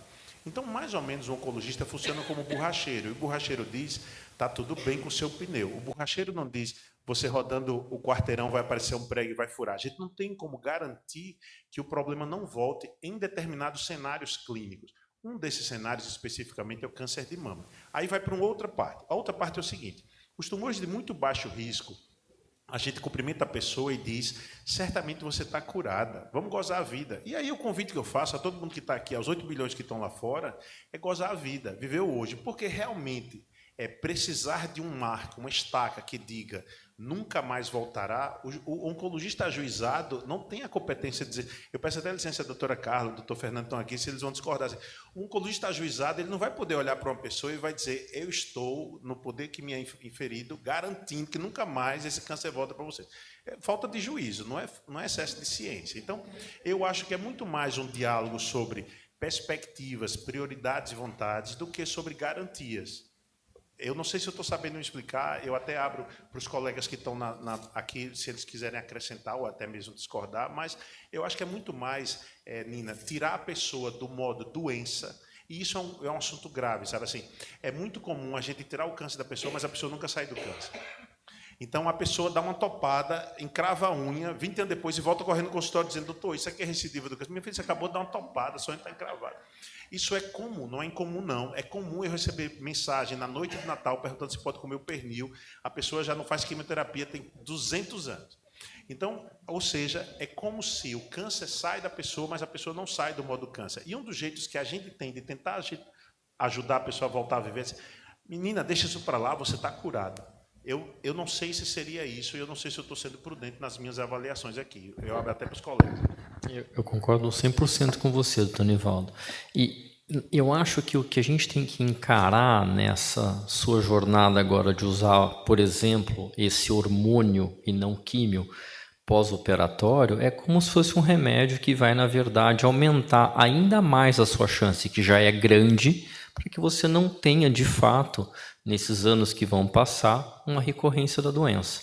Então, é como se fosse uma profilaxia. Eu concordo com o que o doutor Nivaldo mencionou. A gente precisa virar a chave de sair do modo eu tive um câncer, e você teve um câncer, mas ele ficou para trás, ele é parte da tua história do passado. Aqui, você está usando um tratamento que está te projetando o futuro. Esse é o foco, né? E você está fazendo isso, eu acho. É curioso porque a gente tem essa colocação que o Nivaldo coloca muito bem, né? Que é assim, a gente tem que ter a responsabilidade de saber explicar para o paciente que a gente tá sempre vigiando, mas ao mesmo tempo é preciso tentar soltar a corrente do diagnóstico que ficou para trás, né? A segunda pergunta. Você quer falar da Thaís? Fala um pouquinho de... Não, eu acho que desse ponto eu pegaria aqui o gancho da fala dele, né? Porque eu acho que essa é uma pontuação importante, né? De que maneira que a gente cuida. Eu vou aproveitar e já respondo a tua segunda pergunta, porque é exatamente a forma como a gente vive a experiência do adoecer, né?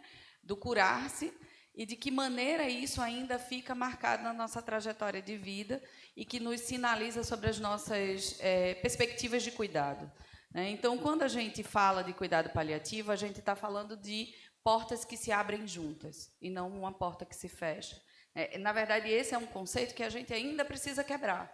Culturalmente, socioculturalmente falando, a gente ainda tem o cuidado paliativo muito atrelado à fase final de vida. E, por isso, essa percepção de que, opa, chamou o cuidado paliativo, foi, né?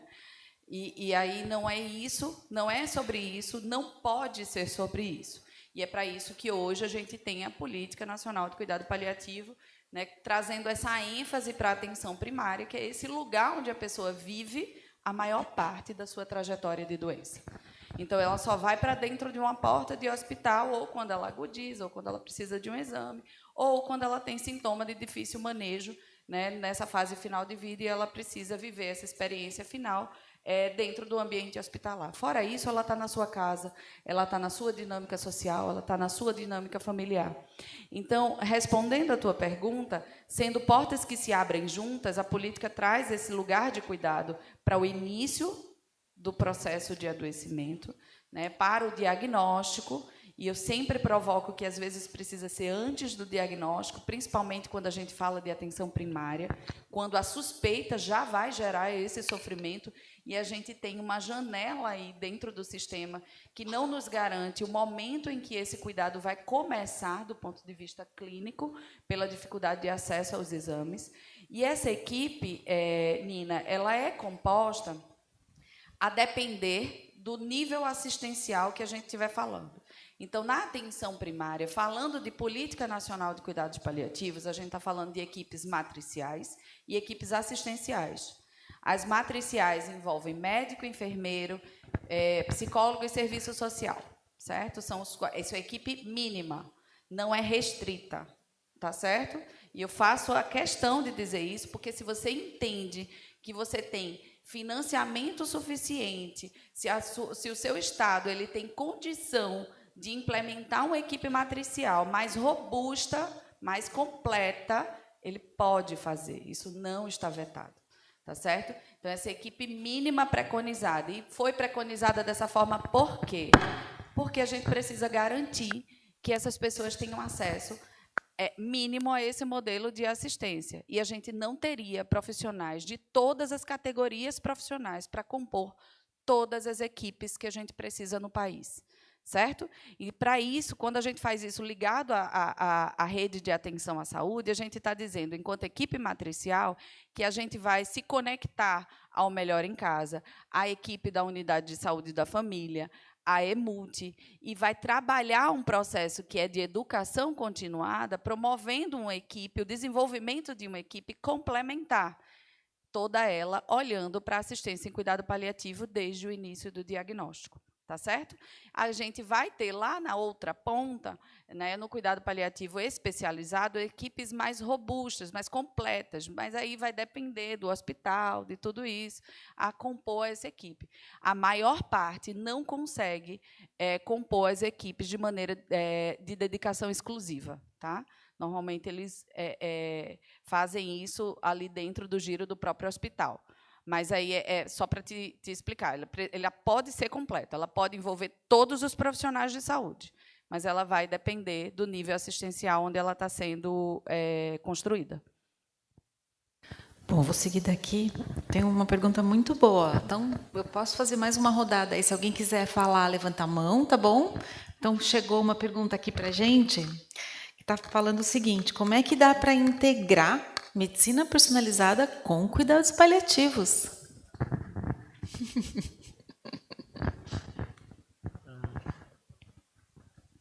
Tem aqueles 7 segundos para pensar na resposta, né? Bom, a gente tem, acho que 2 coisas nesse contexto, Lu. Primeiro é o seguinte, a gente espera que, com medicina personalizada, a gente dê cada vez menos trabalho para os colegas da medicina paliativa, né, para os cuidados de suporte, porque a gente entende que há um ganho em termos de desfechos que o tratamento oferta para os pacientes, e há um ganho, em especial, com a experiência que o paciente tem diante desse tipo de tratamento, melhorando, dessa forma, os efeitos colaterais, né? Melhorando os desfechos e melhorando as toxicidades, a gente, de alguma forma, melhora a forma como a qualidade de vida é notada, percebida e vivida pelo paciente, acima de tudo, como que o paliativista, no final das contas, acaba tendo contato com ele. Até fazendo um gancho com a tua pergunta, com a pergunta anterior, né? A gente tem alguns estudos em câncer de pulmão, por exemplo, que já remetem claramente à informação de que quanto antes a gente estabelece o contato com esse profissional que faz o suporte clínico, ou mesmo médico paliativista, melhora para o paciente, né? E é claro que a gente vai ter, com o contexto de medicina de precisão, alguns biomarcadores lá na frente, quando a doença já está avançada, que vão ajudar justamente esses profissionais que hoje fazem face com a gente da Onco e da Hemato em especial, a conduzir melhor, a tratar os pacientes de uma maneira mais aprimorada, proporcionando, obviamente, ganhos em qualidade de vida, que é o que a gente, de fato, está aqui batalhando, né? Lembrar que a gente tem um binômio para combater, quando a gente tem a doença, quando se apresenta num espectro já avançado. Esse binômio é a quantidade de vida. A gente tem que lutar por mais tempo de vida, sim, todas as vezes, mas, ao mesmo tempo, a gente tem que ter sempre qualidade de vida como foco. Talvez aquele gráfico lá ajude a responder um pouco essa pergunta, né? Então, no momento mais desafiador disso, talvez seja o início mesmo. Ali a gente está falando do diagnóstico, de algo que está começando a aparecer na vida da pessoa. E aí, naquele gráfico, a gente vê claramente que a gente está falando muito mais da atuação clínica do ponto de vista de modificação da doença. Mas a gente não está deixando de falar do cuidado paliativo e da importância dessa abordagem para cuidar de tudo que aquele diagnóstico leva ou impõe na vida dessa pessoa e que está em outra dimensão, que não o ponto de vista físico, clínico, do processo de adoecimento. Então, é um desafio fazer essa integração, sem sombra de dúvida, mas eu alocaria esse desafio num componente nosso, que é cultural. Tá? É nosso, inicialmente, enquanto componente cultural, quando lá atrás a gente foi perdendo a vista do que era viver uma trajetória de adoecimento, e a gente colocou isso para dentro do ambiente hospitalar, né, do ponto de vista de todo o acesso à assistência ali, tecnológico, à assistência, né, e a gente se distanciou um pouco desse processo, mas a gente se ligou muito ao processo do que é que essa doença proporciona na vida da pessoa, para além do físico, né? Então, a gente olha para isso, mas a gente não fala. Então, tem lugares que a gente não fala a palavra câncer, tem lugares que a gente não fala a palavra morte, tem lugares que a gente tem essas limitações. E isso são componentes nossos, né, dentro desse ponto de vista histórico, que foi construído de uma maneira que modifica a nossa percepção cultural. Então, tem essa provocação e a importância da gente, com o que o doutor Nivaldo trouxe aqui no início, o nosso papel social. Eu estou aqui enquanto terapeuta ocupacional, representando a Academia Nacional de Cuidados Paliativos, mas da porta para fora eu sou um ser social. Então, eu tenho o meu compromisso social de ajudar a diluir, né, esse conceito que a gente já conhece do ponto de vista científico, que está deturpado e que compromete o acesso de qualidade das pessoas a uma assistência efetiva, né? Doutor Nivaldo, tem uma pergunta aqui, que acho que tem. Nós temos familiares também, né, aqui na plateia, um pouco, e a gente sabe que o quanto, um de vocês trouxe essa questão, né, do quanto o câncer é uma doença que é da família. Eu acho que recado que você vê, e o papel mesmo hoje, né, da importância do familiar durante, né, todo o processo de adoecimento e de enfrentamento da doença. Tem um ditado africano que diz: é necessário uma comunidade para crescer uma criança. Eu complemento dizendo que são várias, muitas, talvez todas as comunidades do mundo são necessárias para se curar um câncer. E não é importante, é vital. A participação da comunidade no acompanhamento, no tratamento da pessoa, seja aquela que dá o abraço, seja aquela que leva o bolo, seja aquela que vai para um hospital, seja aquela que faz orações pela pessoa com câncer, é imprescindível. A realidade é que mais ou menos 2/3 das mulheres são abandonadas em algum momento pelos companheiros durante o tratamento de câncer de mama. Isso é uma estatística nacional. Então, o número é triste, é escandaloso, mas é um número real. Então, ao mesmo tempo que aquela mulher, naquele momento de grande fragilidade, de ameaça física, de ameaça à integridade psicológica, à própria sexualidade, é a hora que ela mais precisa de todo suporte, Nessa hora, infelizmente, o número é assustador de companheiros, de pessoas do convívio íntimo, de esposos, como você queira chamar, e aqui o rótulo não importa, que saem da relação, ainda que voltem depois e tudo mais.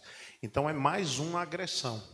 Então, Lu, e para quem fez essa pergunta, eu entendo que o câncer é um diagnóstico extremamente estigmatizante, marca uma pessoa para toda a sua existência e marca junto as pessoas que estão no convívio mais íntimo para toda a existência. Quem de vocês estiver curado de câncer poderá contemplar em si mesmo a cicatriz. Não é só física, mas a cicatriz emocional, a cicatriz de fragilidade, a cicatriz financeira, a cicatriz sexual. Por que não? Tudo isso são cicatrizes e elas só vão ser encaixadas no novo ser que vem quando tem o apoio, a ajuda e o diálogo da família. Então, a família ela não é importante no tratamento de câncer, ela é essencial, vital, ela é parte constitutiva. Não se pode pensar numa pessoa integralmente tratada de câncer, seja curável ou seja não curável, sem a participação dos seus familiares, das pessoas que ela chama de suas.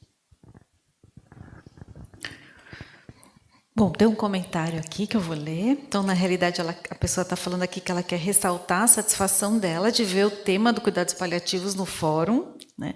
Visto que por muitos anos não se falava, e os principais, né, porque ainda mais porque existe o diagnóstico tardio e que ainda é a realidade do usuário do SUS e que muitas vezes para esse paciente é só o cuidados paliativos que acaba restando. Então, está muito feliz, obrigada por esse comentário. E aí, já conectando aqui, a pessoa chega uma outra pergunta que ela fala que a indústria cita o aumento de sobrevida de meses como um diferencial de alguns tratamentos. E os cuidados paliativos também geram esse aumento de sobrevida. Então, ela pergunta se não seria o caso de considerar os cuidados paliativos como parte integral do tratamento e não como algo extra. Acho que isso dá para todo mundo comentar. Eu acho que isso está um pouco na resposta até da pergunta anterior. É o desafio que a gente consiga colocar isso dentro de um modelo que funcione no país hoje, ponto. Né? Eu acho que está posto, a gente já entendeu desses benefícios, a gente precisa agora consolidar um modelo que seja sustentável, gente. Não dá para falar de sustentabilidade de saúde hoje sem falar de cuidado paliativo. Né? E isso, a resposta para isso é epidemiológica, tá? Do que a gente adoece. E aí, quando a gente vai para a resposta sobre o que a gente adoece, a maior parte das doenças se beneficiariam muito se tivesse assistência em cuidados paliativos desde o início. Então, o desafio hoje é construir esse modelo. A política vem para trazer essa oportunidade, né, de pôr isso em prática, mas a integração ela ainda é um grande desafio. Eu fiz o mestrado em 2018, e era de avaliação em saúde. Eu já estudava coordenação do cuidado em 2018, quando eu fiz esse mestrado. A gente já falava de um cenário de saúde, de um modelo de saúde que ele é totalmente fragmentado. Então, a política nasceu agora, 2024. Anos atrás, a gente já falava sobre isso. Isso está posto no país. A gente vive num país que é continental. Então, a gente ainda precisa preencher barreiras que são do sistema de saúde diante de um país que é continental, para que a gente consiga, sim, integrar as nossas oportunidades de cuidado de maneira que elas caminhem juntas. Mas acho que os passos estão sendo dados, né? A gente já tem muitas ações nesse sentido.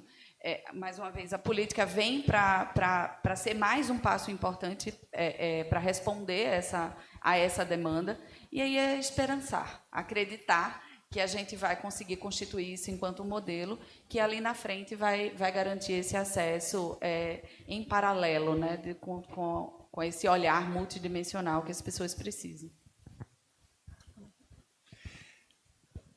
Veja, para quem fez essa pergunta, parabéns. A indústria realmente vende que a gente precisa prescrever um remédio 10 vezes mais caro para ganhar 2 meses de sobrevida. E eu quero complementar, junto com cuidados paliativos, atividade física tem impacto em mortalidade. Atividade física. Comunicação da equipe multidisciplinar tem impacto em mortalidade. Tem trabalho que mostra que os casos clínicos que são discutidos em equipe multidisciplinar, eles vão melhor, tem um desfecho clínico melhor no final do que aqueles que não são discutidos. Comunicação do paciente com a equipe tem impacto em mortalidade. Tem trabalho que mostra que mesmo mensagens via WhatsApp, que o paciente consiga ter com o enfermeiro que cuida, com o médico que cuida, tem impacto em mortalidade. Tudo isso que eu estou dizendo tem impacto em mortalidade. Então, assim, quando o doutor Fernando colocou muito bem, diversos avanços tecnológicos aparecem e eles ajudam muito os pacientes, isso não tenha dúvida, mas existe o feijão com arroz, o beabá, que a gente não pode esquecer. Cuidados paliativos é um dele, atividade física é um dele, comunicação entre a equipe, comunicação com a equipe. E, gente, isso é tudo, está no acesso dos braços, você não precisa de tecnologia, mas isso é altamente inovador, altamente inovador. E o paciente quer cuidado fragmentado, porque o cirurgião não conversa com o ortopedista, que não conversa com o neurocirurgião, que não conversa com o fisioterapeuta, que não conversa com o terapeuta ocupacional, que não conversa com o psicólogo. E o paciente vai sendo fragmentado. O cirurgião está errado, o psicólogo está errado, o nutricionista está errado, está todo mundo errado aqui.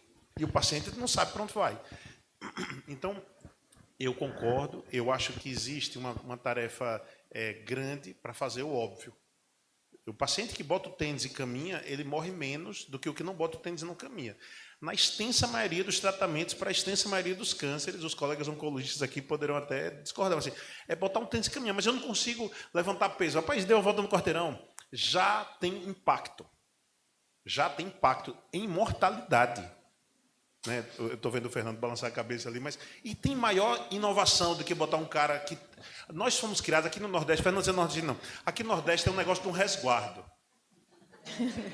Aí quando você opera no mês de junho, em dezembro, você não pode subir escada ainda, porque você está de resguardo ainda. E comer porco, então, nunca mais. Você não pode nem olhar para a cara da feijoada, porque misericórdia, se comer comida remosa é um problema. E aí, para convencer o paciente no pós-operatório a malhar, é uma judiação, um diálogo difícil. A senhora que é terapeuta ocupacional, a senhora está entendendo o que eu estou querendo dizer. É muito engraçado, minha gente. Opera a mama, tem que ficar com o braço... Minha gente, vai congelar o seu ombro, deixa esse braço aí. Ah, mas eu não sei se está em tempo ainda, só tem 90 dias. 90 dias você está levantando maromba. Então, existem questões culturais que eu acho que é preciso fóruns como esse, de gente ilustrada, para a gente conversar abertamente mesmo. Concordo 100% de novo. Essa história da atividade física é curiosa, né? Porque há todos esses mitos, e da onde eu venho também, eu sou do interior de São Paulo, isso também existe, acredite, Nivaldo.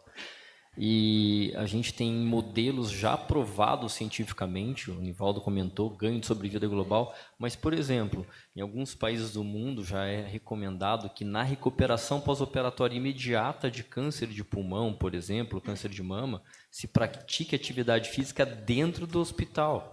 Eu tive a oportunidade de conhecer um serviço desses na França, onde existiam bicicletas ergométricas e esteiras no corredor do hospital ao lado dos leitos, onde o paciente sai com o dreno da cirurgia torácica e sobe na bicicleta ergométrica, porque isso faz com que ele remova o dreno mais rapidamente, ele se recupere e retorne à sociedade, à casa, enfim, para a família com muito mais velocidade. Então, atividade física é tudo, eu concordo 100%. A gente estimula todas as vezes os nossos pacientes, não tenha dúvida.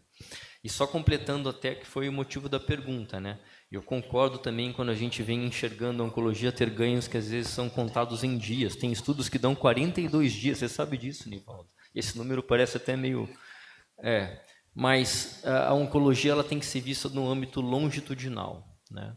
Se a gente olhar pontualmente onde a gente está vivendo hoje, a década de 2020 deste novo século, a gente vai ter ganhos que às vezes não são representativos, são por questões de meses, 2, 3 meses.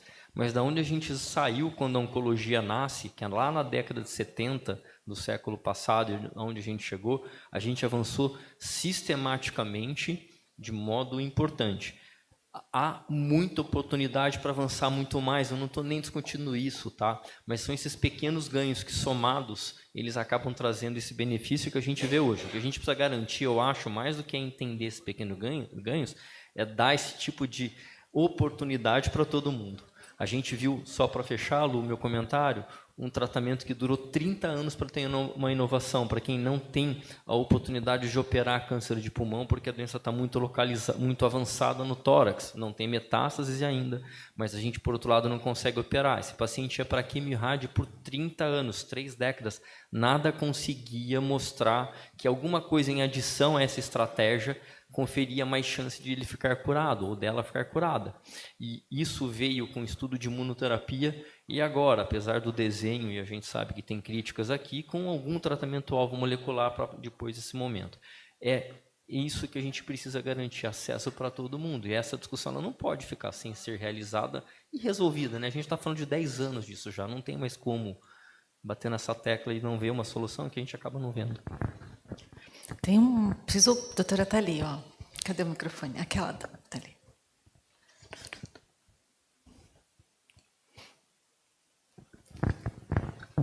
Bom dia, pessoal. Parabéns pela maneira como vocês compartilharam conhecimento de forma tão acessível. E eu queria trazer aqui, eu estou vendo que tem muitos grupos de apoio, né, a importância do lugar de fala de pacientes que tiveram a doença e que se propõem a ajudar outras pessoas. Eu acho que ajuda muito, né, como o Nivaldo falou, às vezes o médico fala, mas ele tem as questões culturais e só ela perdeu a mama, ela sabe o que ela estava vivendo de problemas na sexualidade, ela sabe como é difícil voltar a ser quem ela era, até porque ela não é mais a mesma pessoa. Então, ter alguém que tem esse lugar de fala, que já passou por aquela cadeira de quimioterapia, que já viveu aquelas experiências, é uma força gigante no tratamento. E eu acho que em todos os lugares do Brasil onde a gente puder estimular a formação de grupos de apoio, a gente está formando uma força que vai nos ajudar a conversar com o paciente e vai ajudar o paciente a retomar essa caminhada. Queria só fazer esse reforço. Muito obrigada, doutora. Muito obrigada. Ó, eu tô com o nosso tempo aqui, né, encerrando, tá? Eu vou agradecer demais aqui os nossos convidados para a gente poder seguir, tá bom? Lembrando que a gente tem aí o dia todo ainda e à tarde muito espaço para a gente falar. Vieram perguntas aqui desse desafio do acesso, tá, gente? Então, a pergunta que chegou de imunoterapia, a gente vai falar à tarde, tá? Então, tem várias perguntas aí que no decorrer do dia a gente segue ouvindo, fora que os 3 estão aqui, tá? Então, vocês podem conversar com eles também no decorrer do evento. Diga, doutora Thaís. Deixa eu só fazer um agradecimento, acho que em nome da Academia Nacional de Cuidado Paliativo, dizer da importância da gente, da alegria que a gente está e da importância da gente caminhar junto, de ocupar esse lugar, mas de fazer essa discussão, de compor esses espaços que possam trazer mais informação para a sociedade, né? Eu acho que é um compromisso da gente enquanto instituição, e aí a gente recebeu esse convite com muita alegria. Queria agradecer, realmente, deixar isso bem reforçado aqui, da importância da gente estar aqui, enfim, de poder compartilhar e contribuir, né, nessa trajetória aí que vai ser ao longo do país. Então, também vou fazer um agradecimento público, tá? A gente acabou de participar do congresso, que foi incrível, acabou de acontecer em Fortaleza, o Congresso da Academia Nacional de Cuidados Paliativos, com direito à mesa, com paciente no palco, conversando sobre cuidados paliativos. Foi sensacional. Então, muito obrigada pela oportunidade. Muito bom. Gente, a gente vai seguir, então. Muito obrigada para os 3, mais uma vez.